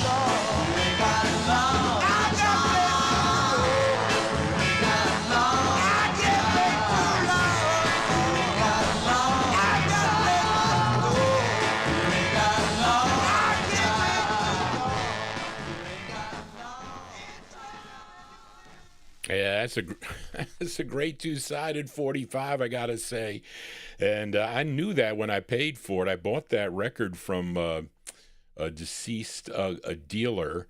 He was a collector too, Mike Demersion. I used to see Mike and Carol Demersion quite a bit at the tri-state record shows that I used to go to, and his soul records were not that expensive, if I remember correctly. Is that record worth $5? Because I think he charged me $5 for that 45, and he was one of the ones that would supply me with the label runs of like Federal and ABC and a lot of the big labels and some of the smaller labels too. But that is a great two-sided 45. That one there, an instant request for listener Mark Speck in our YouTube chat room. That's Andy Mack with Later Than You Think. And prior to that, or a couple records prior, we heard the flip, Do You Want to Go, for listener Leonard Mancini. Sometimes Johnny G loses track of time, and it's later than I think. That's what happens when you're having fun. Time flies when you're having fun. It does, as these years continue to move on. As we continue here, let's fill a request now for a listener Graylin, a.k.a. G-Dog, in our YouTube chat room. This was another one that was picked up on the cheap for 10 cents. As we head back to Chicago we go. Although this gal was originally from Memphis, Tennessee, her real name was Cora Anna Walton, and she was discovered by blues singer Willie Dixon, who wrote a lot of her tunes, and he produced this one for her. This was her third of 9 for the Leonard Chess's Checker label, written and produced by Willie Dixon, charted number 58 on Billboard, number 4 on the R&B chart, and a big number 2 record if you were tuned in to WAWA in Milwaukee, Wisconsin. Brian Korn, is that a station you listened to back in the day? March 1966, by request for Graylin, a.k.a. G-Dog, in our YouTube chat room. Let's give a listen to Miss Coco Taylor. Coco Taylor on the Checker record label. It's called Wang Dang Doodle. This is going out to Graylin. Here you go, Gray.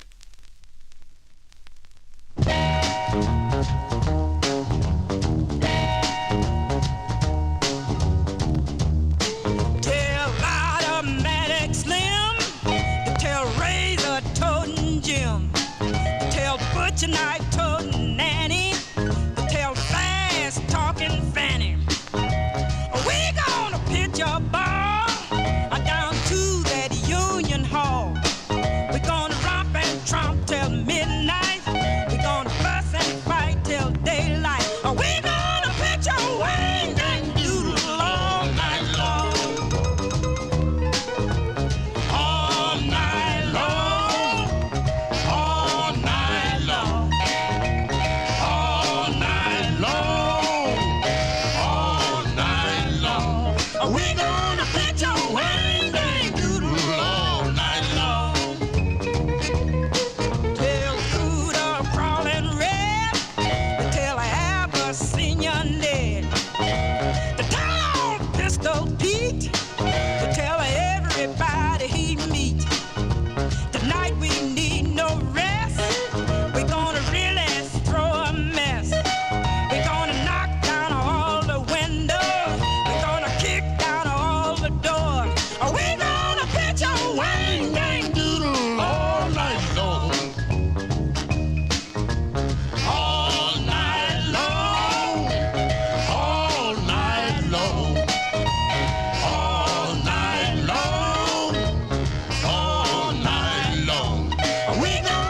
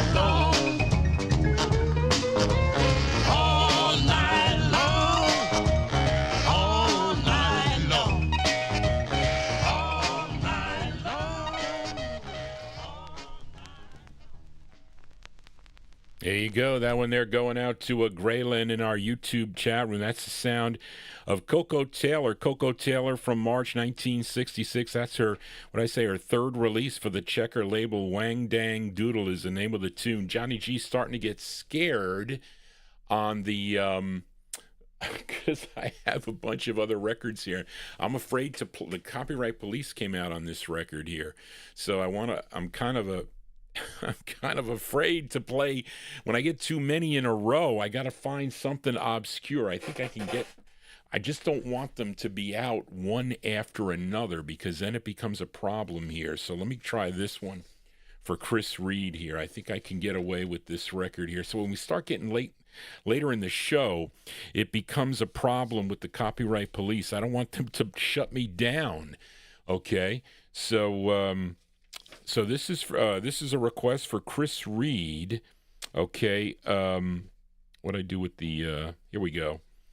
As we head to New Orleans, Louisiana for this singer, I've been playing "Why Worry" by him, which is a great B-side to Tell It Like It Is. But this singer, first recording for the Minute label back in 1960, he would have 7 releases through 1962. Then he signed with George Davis's Parlo Records, okay, which I think was also out of New Orleans. And his first release became his biggest hit, a song called Tell It Like It Is, but I featured the flip side, Why Worry, which is a great, cool tune. But this is his third release, his third of 4 for the Parlo label.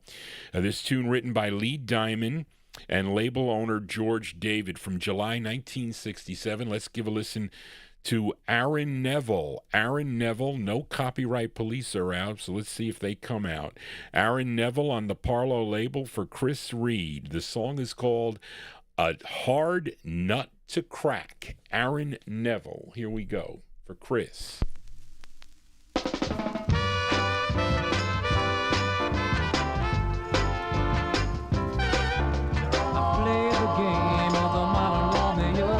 Never in my life have I seen a woman as square as a pool table and twice as green. I gave you all of my money and all of my loving too, but now you're going around just telling everybody that I made a fool of you. Girl, I love you so. Why I love you, I just don't know. I asked a man from up above, help me save your love. I want you.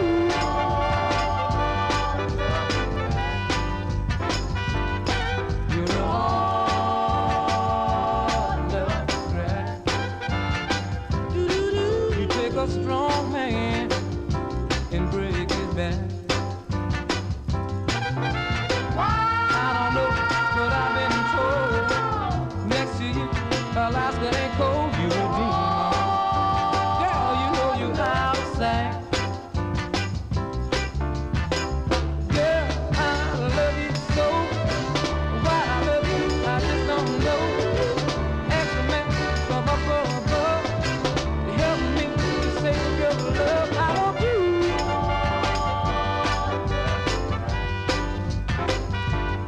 Know the guy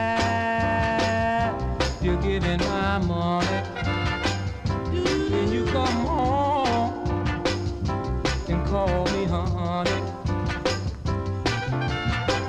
You just now, you made a resolution, took my best friend John and put him in an institution. You're a demon. Girl, you know you're out of sight. Girl, I love you so. Why I love you, I just don't know. I asked a man from up above to help me save your love. I want you. Wow. You're a hard love to crack. Just a devil when I hit you now.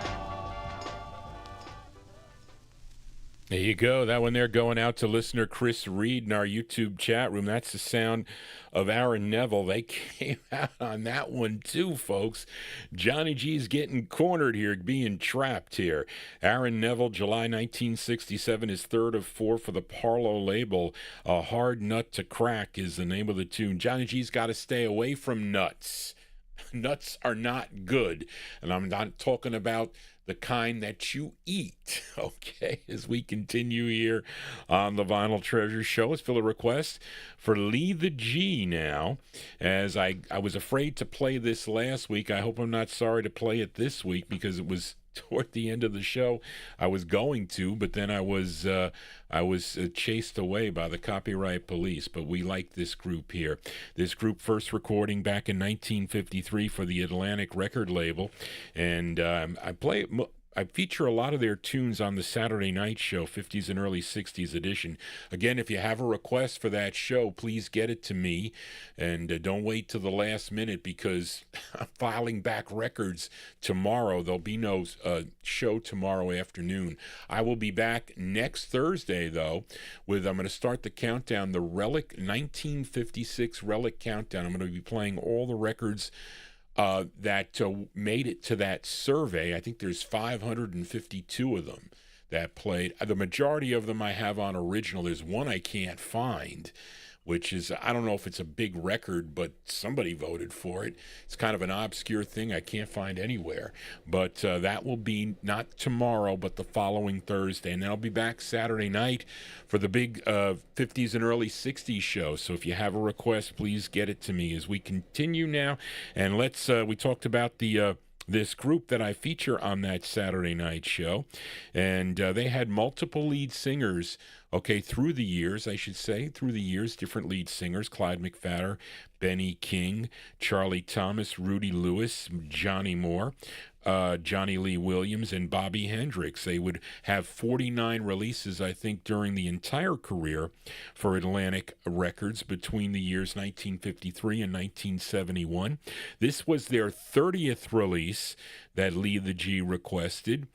A tune written by Cynthia Weil and Barry Mann, produced by Jerry Lieber and Mike Stoller, and this is arranged by Gary Sherman. And the lead on this one, his name is Johnny Moore, the great Johnny Moore. This charted number 25 on Billboard, 24 on the R&B, and a big number 3 record if you were tuned in to WPGC in Washington, D.C. from August 1963. Let's give a listen to the Drifters. The Drifters on the Atlantic label for Lee the G. It's called I'll Take You Home. The Drifters for Lee. Here you go.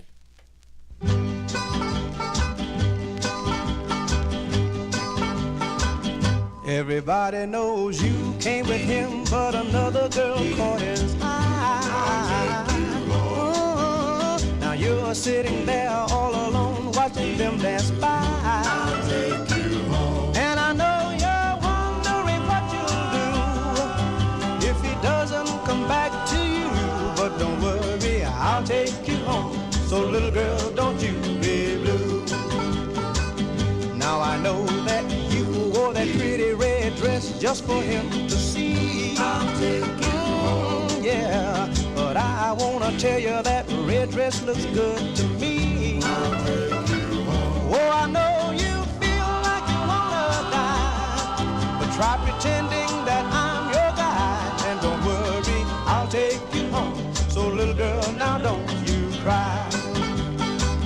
I'll take you home when the dance is over. I'll take you home, just you wait and see. You're gonna dance that last dance with me. Let me tell you now, I know the way that you feel, I can understand. I'll take you home. 'Cause I had a date just like you when the dance began. I'll take you home. But the girl I came with just wasn't true. She's the girl who took him from you. So you see now, I'll take you home. 'Cause little girl, I'm lonely too.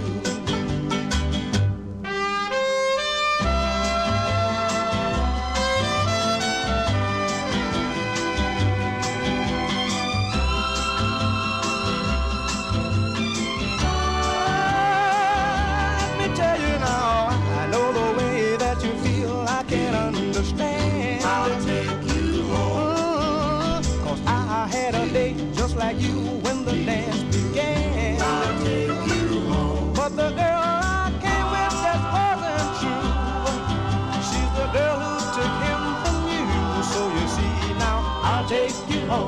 'cause little girl, I'm lonely too. Whoa, I'll take you home, 'cause little girl, I'm lonely too.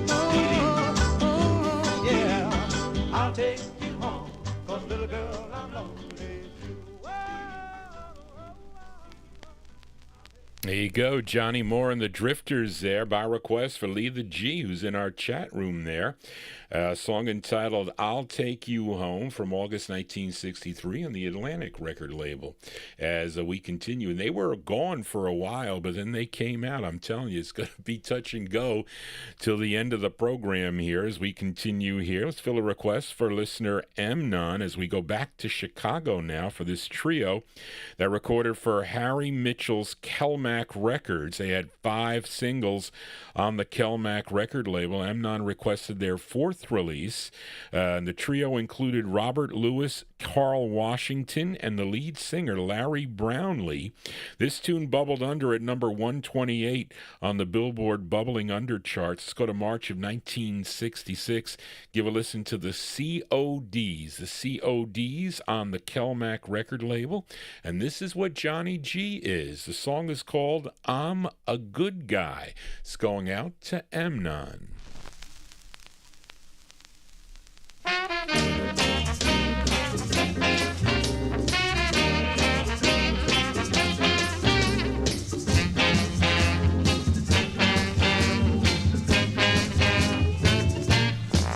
When you call me on the phone last night, I wasn't home. Just you think that I'm lying, but you are wrong. I've got to be out with the fellas just once in a while, having a good time, yeah. So that's why, that's why, that's why. I'm a good guy. He's a good guy, yeah. Say I'm a good guy. He's a good guy, yeah. You got to realize. You got to realize. And have a little pride. Don't be afraid. Don't be afraid. Be your guy. I'll never hurt you, baby. No, I'll make you cry. And that's why. That's why. That's why. That's why. I'm a good guy. He's a good guy, yeah. I'm a good guy. He's a good guy, yeah.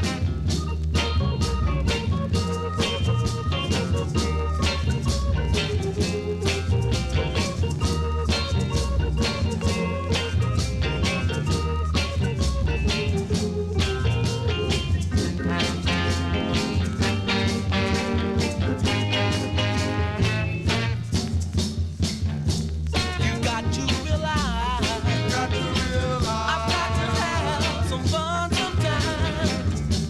Don't be afraid. Don't be afraid. Because I'm not the playboy kind.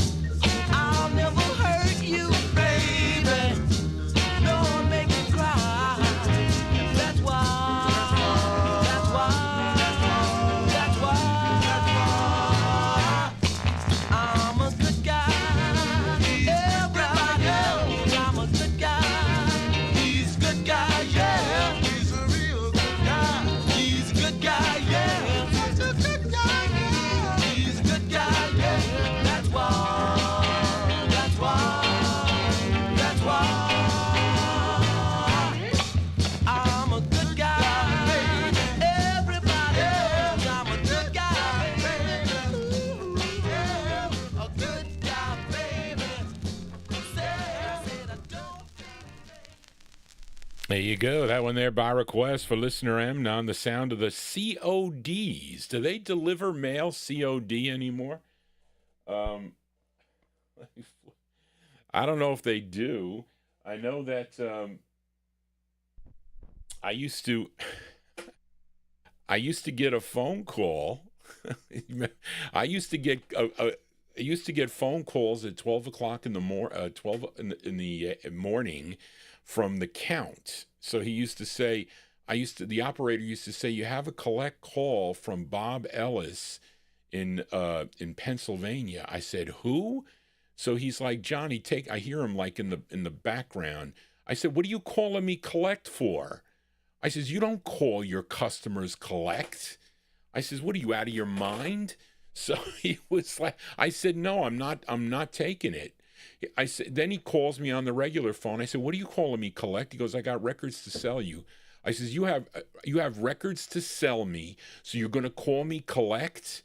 He says, well, I don't have the money to pay the bill. I said, well, too bad. I says, you don't call your customers collect.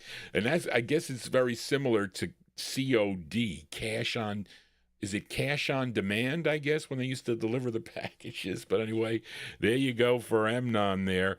March 1966 on the Mack record label, the CODs with I'm a Good Guy.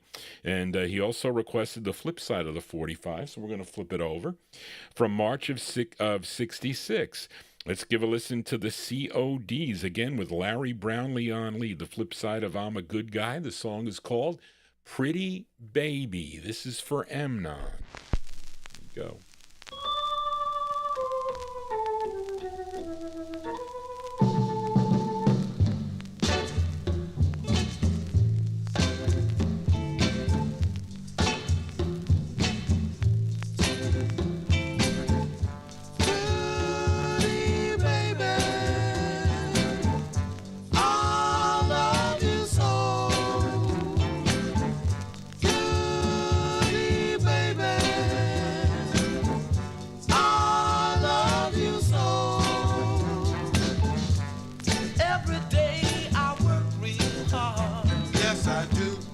Try to make it look so nice. Look so nice.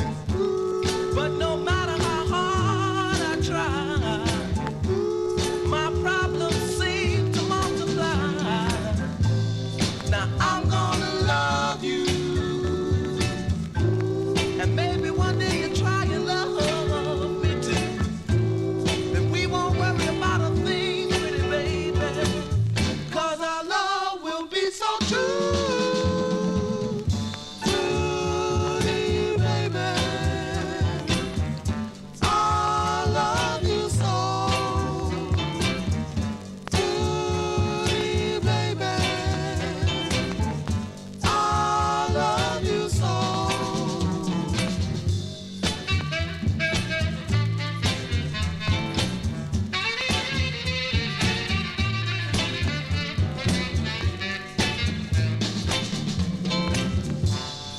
You said my love is not true enough for you. When people know I've been good to you, so I'ma try and hold on to you, baby, with everything that I do. Now I'm gonna love you, and maybe one day you try and love me too. Then we won't worry about a thing, baby, 'cause our love will be so true. Ooh, baby, I love you so. Ooh, baby, gotta be true. I love you, baby, I need you, baby, I really wanna hold you, so baby, gotta be true. I love you so, I never let you go. I love you, baby, I love you, baby, I need you, baby, I really wanna hold you, so baby. Yeah, that record ever so slightly off center.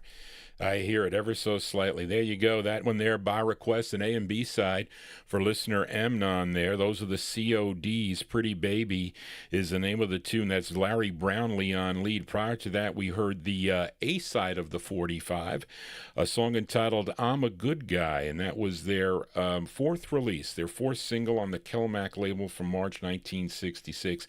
Johnny G only hangs around with good guys now. He don't hang around with any of the bad guys, as there were quite a few in Johnny G's circle, and I try to eliminate those. Believe me, my life is much better with those bad guys not in my life. As we continue here on the Vinyl Treasure Show. Let's fill a request now for listener Malcolm Baumgart as we go back to Detroit. For this gal, her real name is Agatha Weston, and she was discovered by Eddie Holland, who was working for Berry Gordy Jr.'s Motown label at the time, and he was instrumental with getting her signed to the Motown empire, and he suggested she change her name to Kim, take away Agatha and become Kim, and she would have her first single in February of 1962 called Love Me All the Way, but Malcolm requested her sixth release for the Tamla label, this tune written by William Stevenson and Ivy Joe Hunter, not Ivory, Ivy. Different people, Ivy Joe Hunter and Sylvia Moy. This charted number 13 on WMPP if you were listening in Chicago, Illinois from January 1966. Go away, Copyright Police. I hope they don't return with this one here from Miss Kim Weston. Kim Weston on the Tamla label for Malcolm Baumgart. It's called I'm Still Loving You. Kim Weston. Here we go.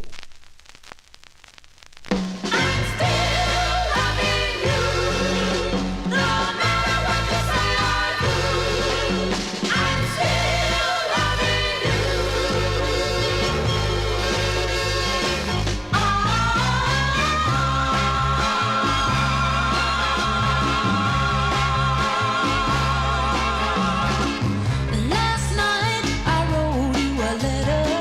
I tore it up today. But it read not doing any better. Baby, since you went away. But I'm still, I love you, baby. No matter what you do, I need you. Get you out of my mind. No, baby. I can't pull myself together since you said goodbye. Every day I try to forget. Every night I cry. But I'm still, I love you, baby. No matter what you do, I need you. Get you out of my mind. No, baby.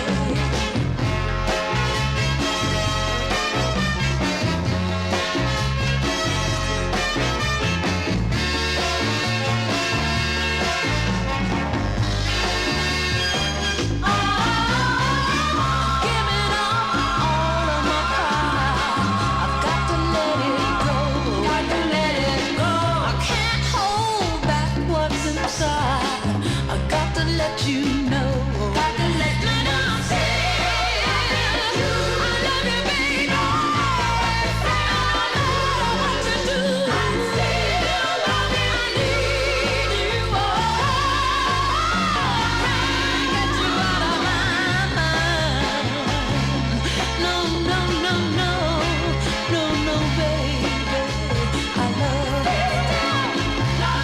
I love you, baby.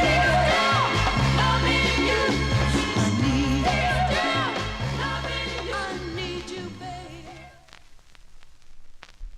There you go, the great sound of Kim Weston. You know, she is so underrated, I have to say, that she really made some great tunes there. Although, of course, she would leave Motown to record, I think because her husband would leave and sign with MGM Records. But she had some great tunes, and that one there going out to Malcolm Baumgart. That is Kim Weston. I'm losing my place here. Kim Weston from January 1965. That's on the Tamla record label. I'm Still Loving You is the name of the tune. Her third of 7. Okay, and included in there are duets with Marvin Gaye. She would have 3 more for the Gordy label before she left with her husband, who was A&R man for MOTOWN Records at the time. He would move over to MGM Records. I mentioned that as we continue here. And we're still, the copyright police are out. Let's see if they go to 1203 when they shut me down last week. But let us continue here. Let's fill a request now for listener L.A. Arch in our YouTube chat room as we go back up to Chicago. This group is out of Chicago. They formed back in 1969 for the TA record label, which stands for Talent Associates. Okay, Talent Associates. And the Steve Binder, he is the head partner. Now, he directed Elvis's comeback special back in 1968. Now, the members of this group were Geneva Crawford, Carlnetta Kelly, Blanton McFarlane, Charles, can't see it, Turnell, and lead singer on this, J.B. Bingham, who wrote this song. This is arranged by Ernie Freeman. This charted number 37 on Billboard, number 29 on Cashbox, and this was a big number 2 record if you were tuned into WBBQ in Augusta, Georgia. Let's go to July of 1970. Is this my first trip to the 70s? No. I think I played, well, actually that Clarence Carter rolled into 1970, but this one was released in November of, it was released in July of 1970, so Touch of the 70s here on the All 60s edition. The group is called Five Flights Up. This is on TA Records. It's going out to L.A. Arch in our YouTube chat room. The song is called Do What You Wanna Do for L.A. Arch.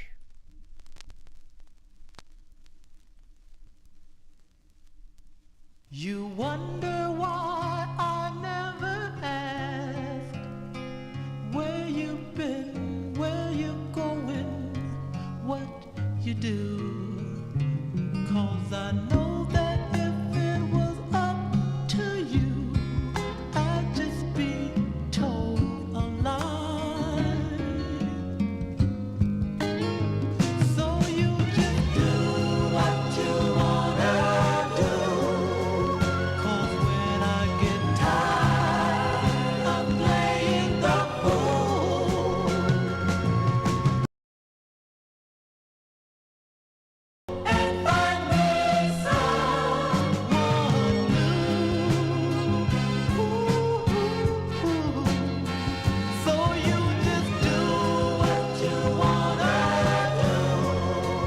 'Cause when I get tired of playing the fool, I'll just go out and find me someone new.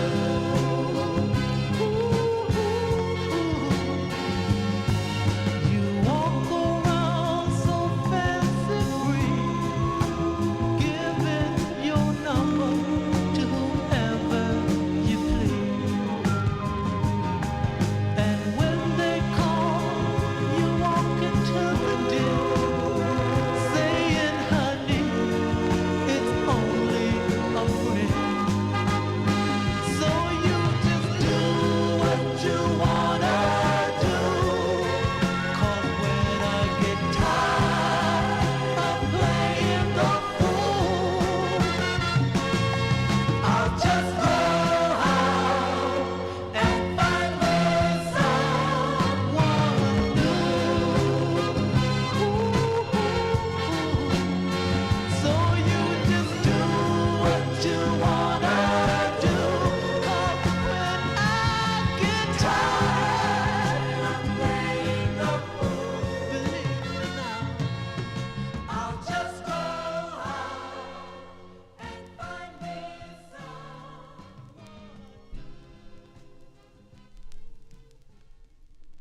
There you go. That one there by request for L.A. Arch in our YouTube chat room. That's the sound of Five Flights Up, July 1970 release. Touch of the 70s here on the All 60s edition. That's J.B. Bingham on lead. It's on Talent Associate Records. Do What You Want to Do is the name of the tune. Johnny G has the freedom to do what I want to do.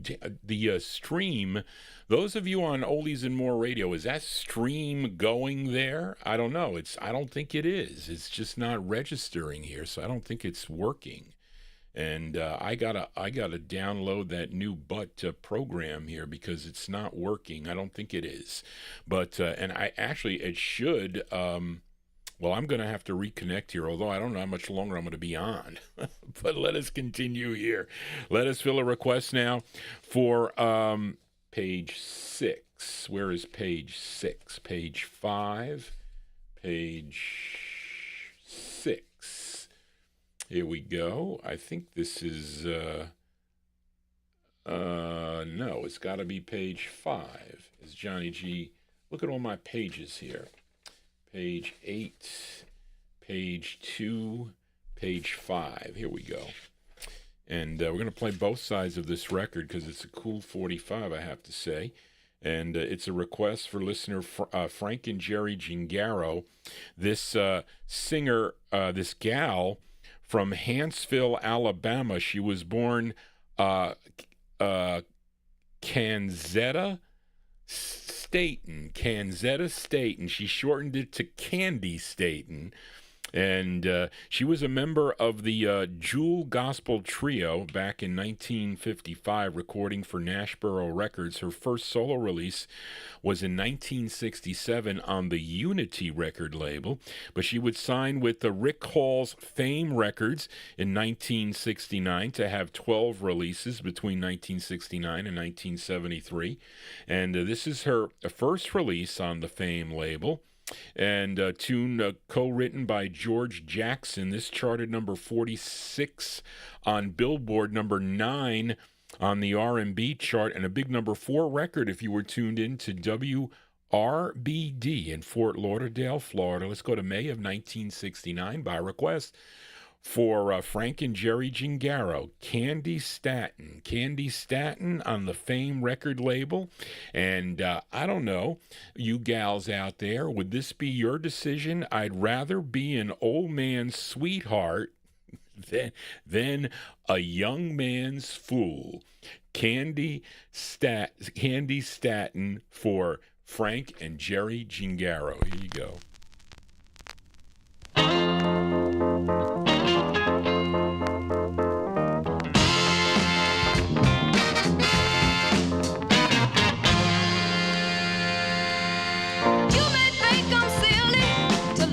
Twice my age, but I know from experience, girls, sometime it pays.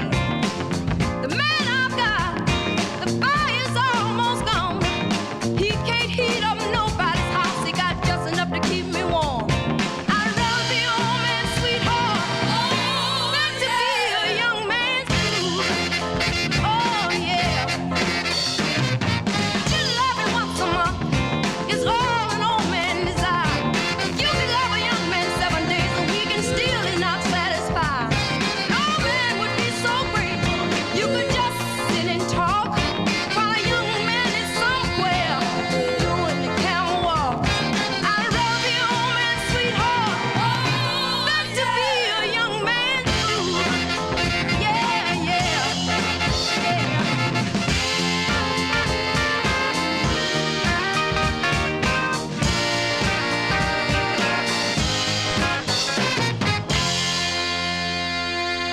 Most girls prefer a young man, 'cause a young man is strong. But I'd rather put up with this old man than have a young man do me wrong.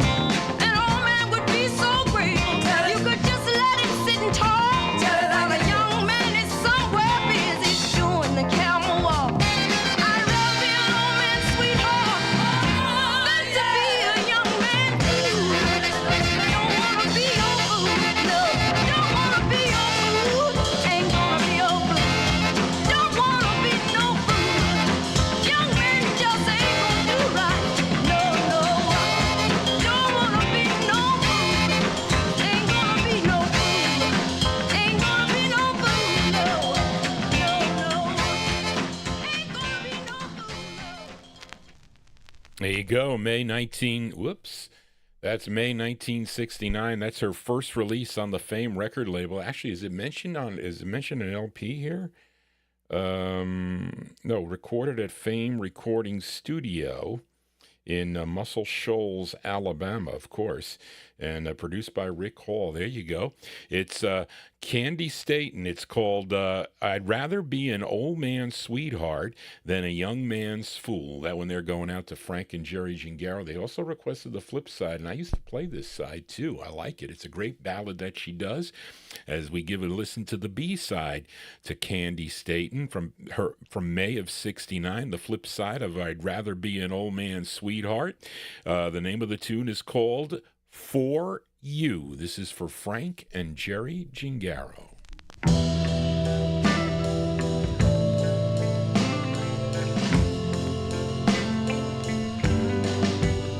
For you,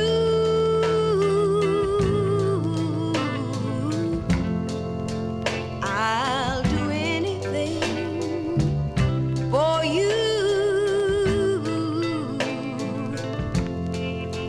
Just call my name and I'll come running. Yes, I'll come running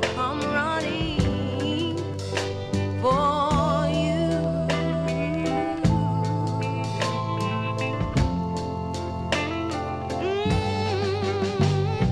For you.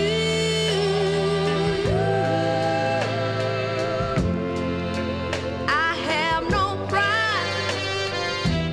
You can walk all over me, hurt me, do anything you want to, and I keep it all inside, and I mean it all,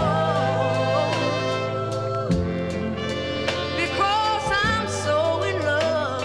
I'm so in love with you, so in love with you, so in love with you. Now I know this all might sound silly, silly, silly, but every word I say is true.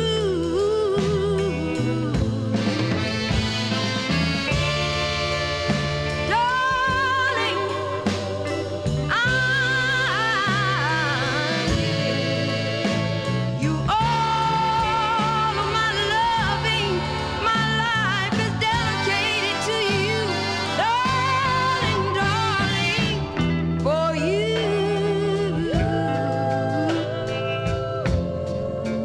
I could be low sick in the bed if I knew you had a little cold.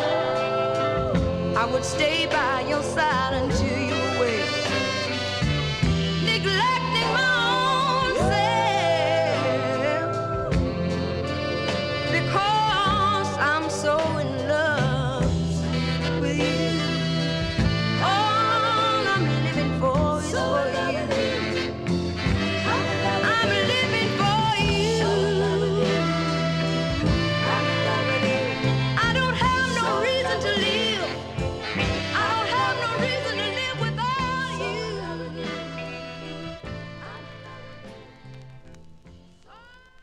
Yeah, B-sides here on the Vinyltreasure Show, and that song entitled For You, that's on the Fame record label. That is by request for Frank and Jerry Gingaro.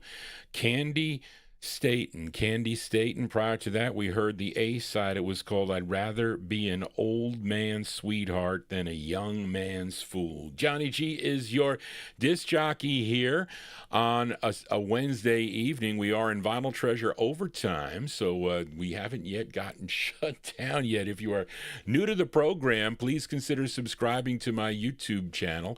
I'm going to try to get this one in. We're going to try to play one for Bust the Bass. Let's see before we get shut down. But let's fill a request now for listener Leonard Mancini. This artist from Dewey Rose, Georgia, first recording for the Lucky label back in 1963. Then also, I think his next release was in 64 for the Limelight label. He would have 4 releases for Blue Rock Records. This was his first. This co-written by and produced by Major Lance. And you know Major Lance had some cool releases. This is arranged by Riley Hampton from November of 1964. Let's give a listen to Otis Leavill.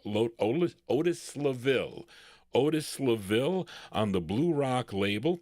It's called When the Music Grooves. This is going out to Leonard Mancini in our YouTube chat room.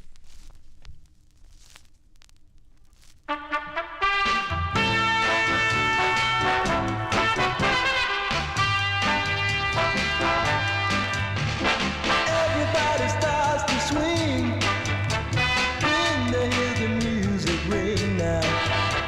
They're doing the latest dance, all mucking and the jerk now. But it just ain't right for you to sit tight.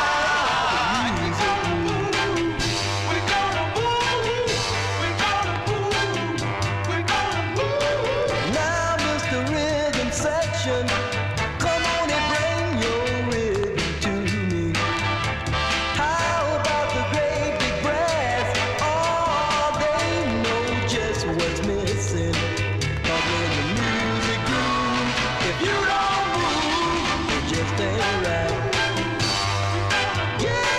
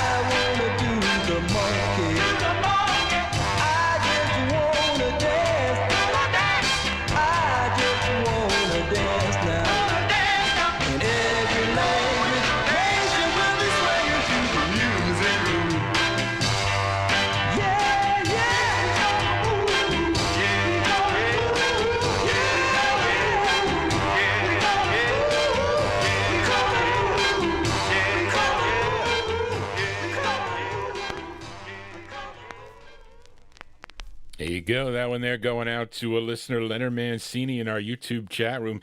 That sounds like a Major Lance song, doesn't it? But because he co-wrote the tune. That is Otis Leavill. Otis Leavill, his first of 4 on the Blue Rock record label, November 1964. When the Music Grooves. You know, Johnny G getting everybody in a groove here as we continue here on the Vinyltreasure Show. We are in Vinyltreasure Overtime. And let us fill a request now for Bust the Bass in our YouTube chat as we head back to Detroit. We've been to Detroit a lot tonight. And we're going to go back there for the Sound of the Temptations. Now, after their first 2 singles for the Miracle record label, they ended up on Berry Gordy Jr.'s Gordy record label, and Buster requested the B-side to their 14th release. The A-side was a big hit for the group called Beauty Is Only Skin Deep. Yes, it is. But Buster requested the flip side. This tune written by Smokey Robinson, Ronald White, Marvin Tarpin, and Warren Moore, and Robert Rogers. And this was taken off their 1966 LP, if you have the LP, called Gettin' Ready. And it features Eddie Kendricks on lead here from August 1966. We got the Sound of the Temptations going out to Bust the Bass in our YouTube chat room. It's called You're Not an Ordinary Girl. The Temptations.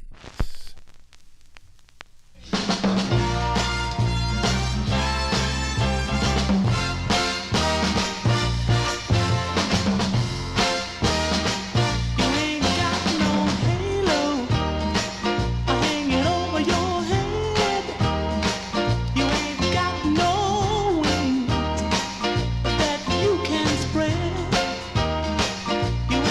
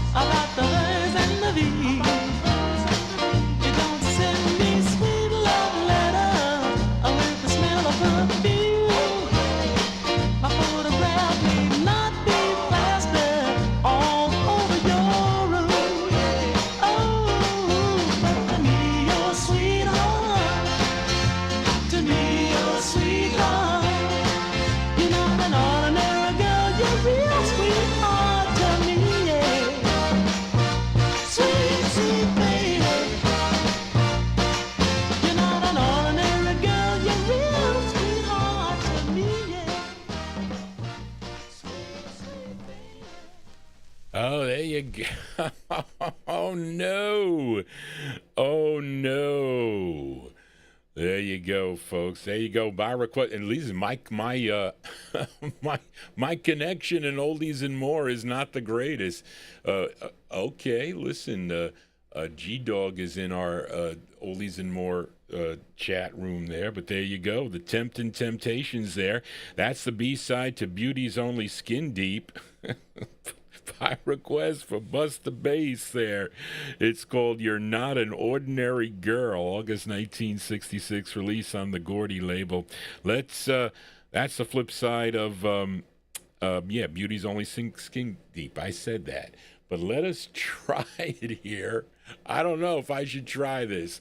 Let me try something else here. Let me play something to get their mind off of it, folks. I don't want to, because this is a request for David Vielman. I don't want to mess this up, but they may do that. Let's see here. Let me try something. We're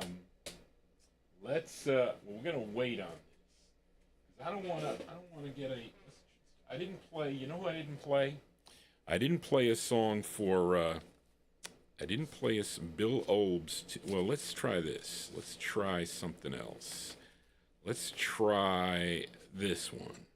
The Natural 4. We should be okay with this record. Let's try this, folks. Okay, let me show it to you here. This is all right. Let me put this on here.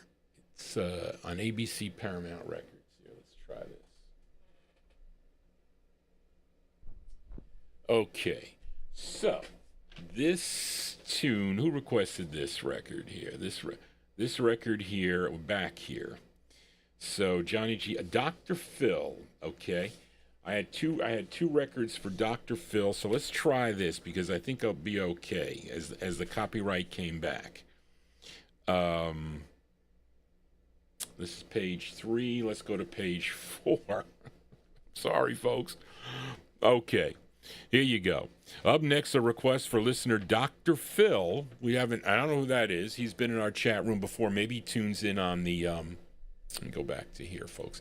Maybe he tunes in on the archive, possibly. So if you do tune in on the archive, I apologize for not playing these much sooner because I had these for a while. I just didn't see you in the chat room. But let's go out to Oakland, California now. And this group included Al Bowden, John January, Alan Richardson, and Chris James. Collectively, they were known as the Natural 4. And this is their debut single, came out locally on Willie Hoskins' Boola Boola label in late 1958, but ABC Records would pick it up for national distribution, and that's how I have it. It came out in March of 1969. This was their first of 4 for ABC Records.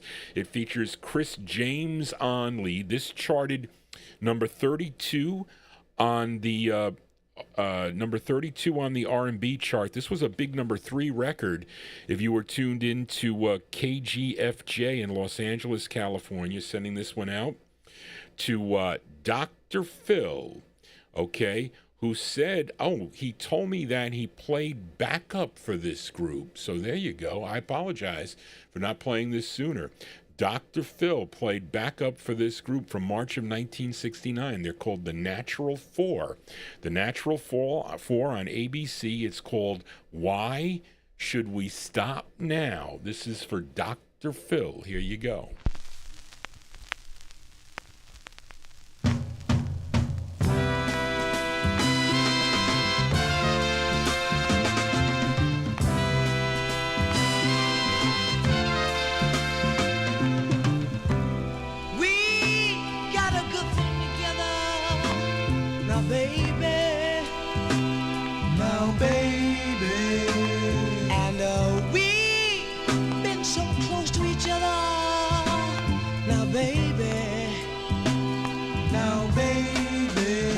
Stop now.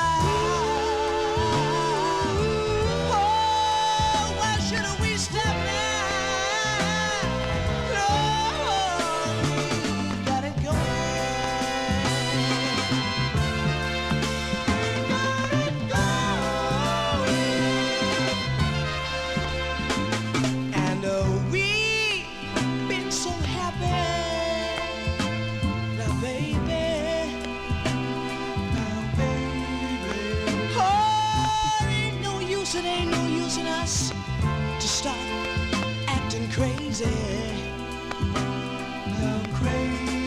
Why should we stop now?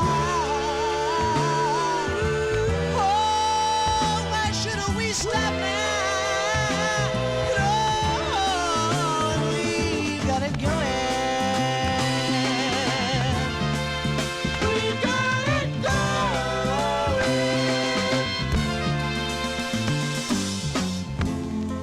It took a long time to get this far.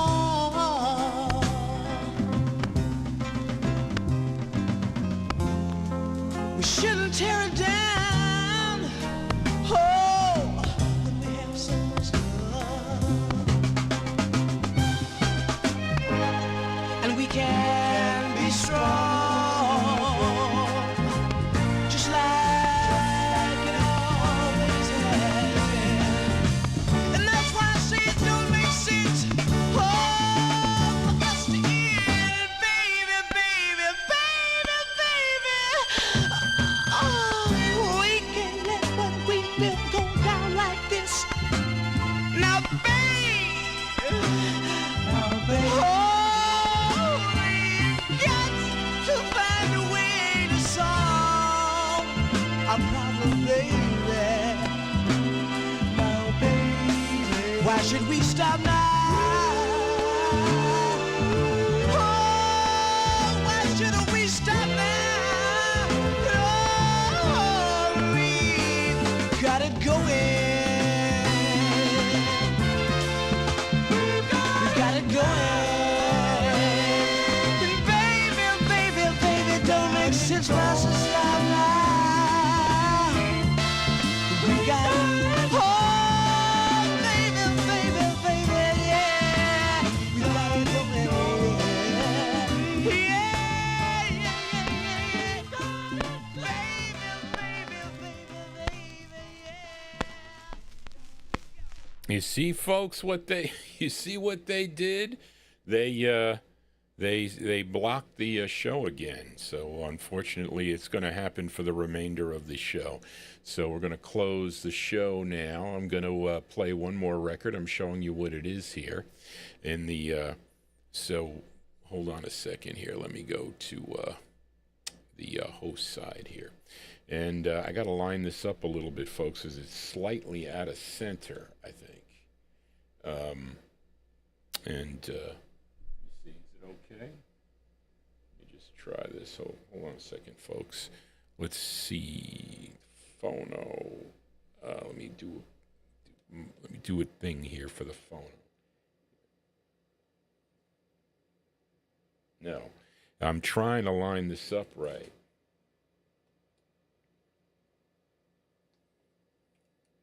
Let's see. Does that look good here, folks?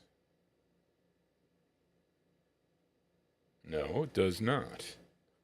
And I'm hoping for the screen to come back too, by the way. So, well, that'd be a good thing if the screen comes back. No, man. Come on, folks. How do you do it? Reaching out to Darren. Puts his finger in there and he turns it around and it doesn't, no, that's even worse. Johnny G messing around here with the spindle. Let's see how it works now. No, still not good. Come on, darn it. Try it again. No. Johnny G messing up here. It's even worse. What the? How about that?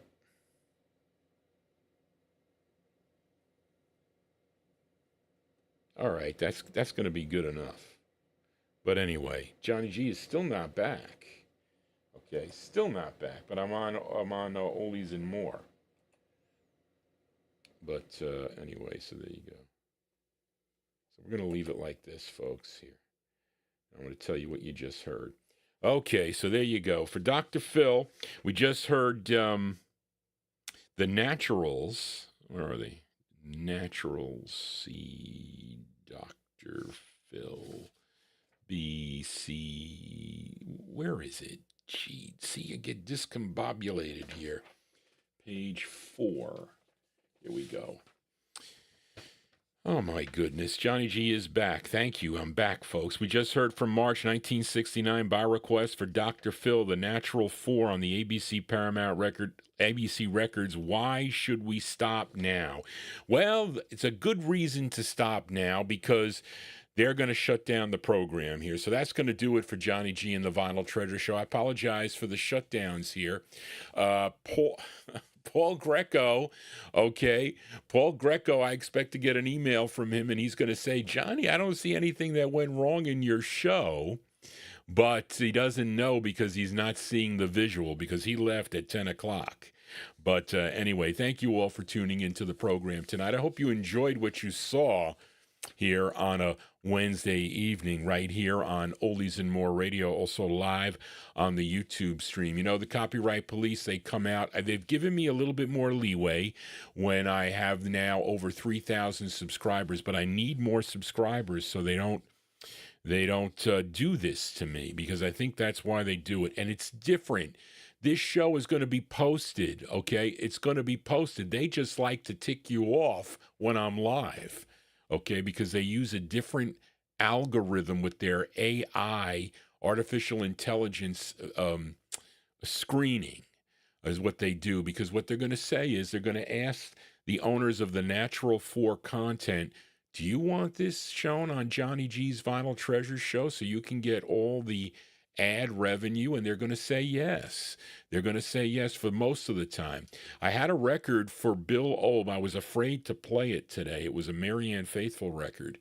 So I was afraid to play it because when I looked today, it was just a topic. I have to be careful with some of these records. As I mentioned also to Adrian, he requested a record by Fats Domino that I didn't see any 45 presses on YouTube, and it's so ridiculous that they do this. I don't know. I can't really stop it. I'm not going to pay $10 a license for each record I play. Well, I play 40 records times $10. I'm not going to do that for the show.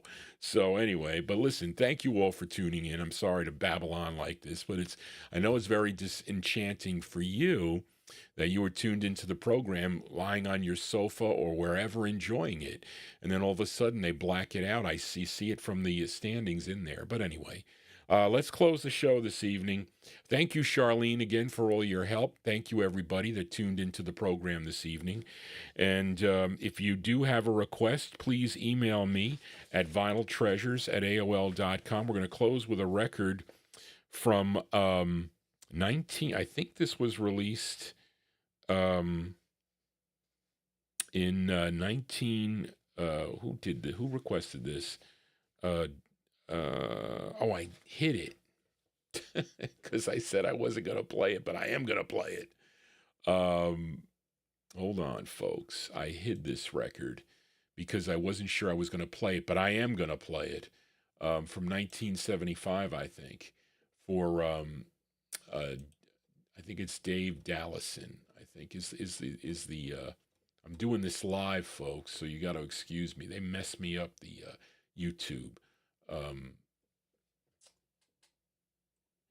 David Vilma, I don't want them to shut down such a great record, which they would have done. So I'm going to have to play it early next week for you. I will do that. C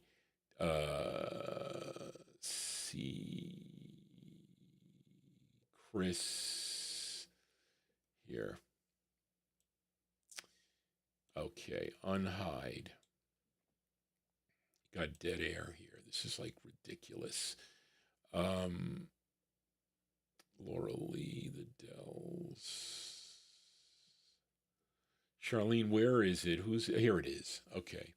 All right, folks, that's going to do it for Johnny G. Johnny G's got to get out of here. I will be back. I will hopefully see many of you on Saturday. They never shut me down on Saturday. Why? Because of the older records? Because I don't know. But we're going to close the show this evening for Dave Dallison, this group from St. Louis. First recording back in 1968 on the Arch label. Then in 1970, they recorded for the Vanessa label. And this was their 5th of 7 on Stan Lewis's Paula Records. This tune written by the lead singer of the group. His name is Phil Terry. It's produced by Keith Fry. Okay, and it's arranged by Keith Fry. It's from September of 1973. Okay, September of 1973. The group is called the Montclairs. It's on the Paula label. The song is called Hung Up on Your Love. That is our closer for tonight, folks. Again, I apologize for the shenanigans of YouTube, but that's what it is. And if you did not hear your request this evening, you'll hear it on the next program. So right now we're going to close the show here, folks. Thank you all for tuning in.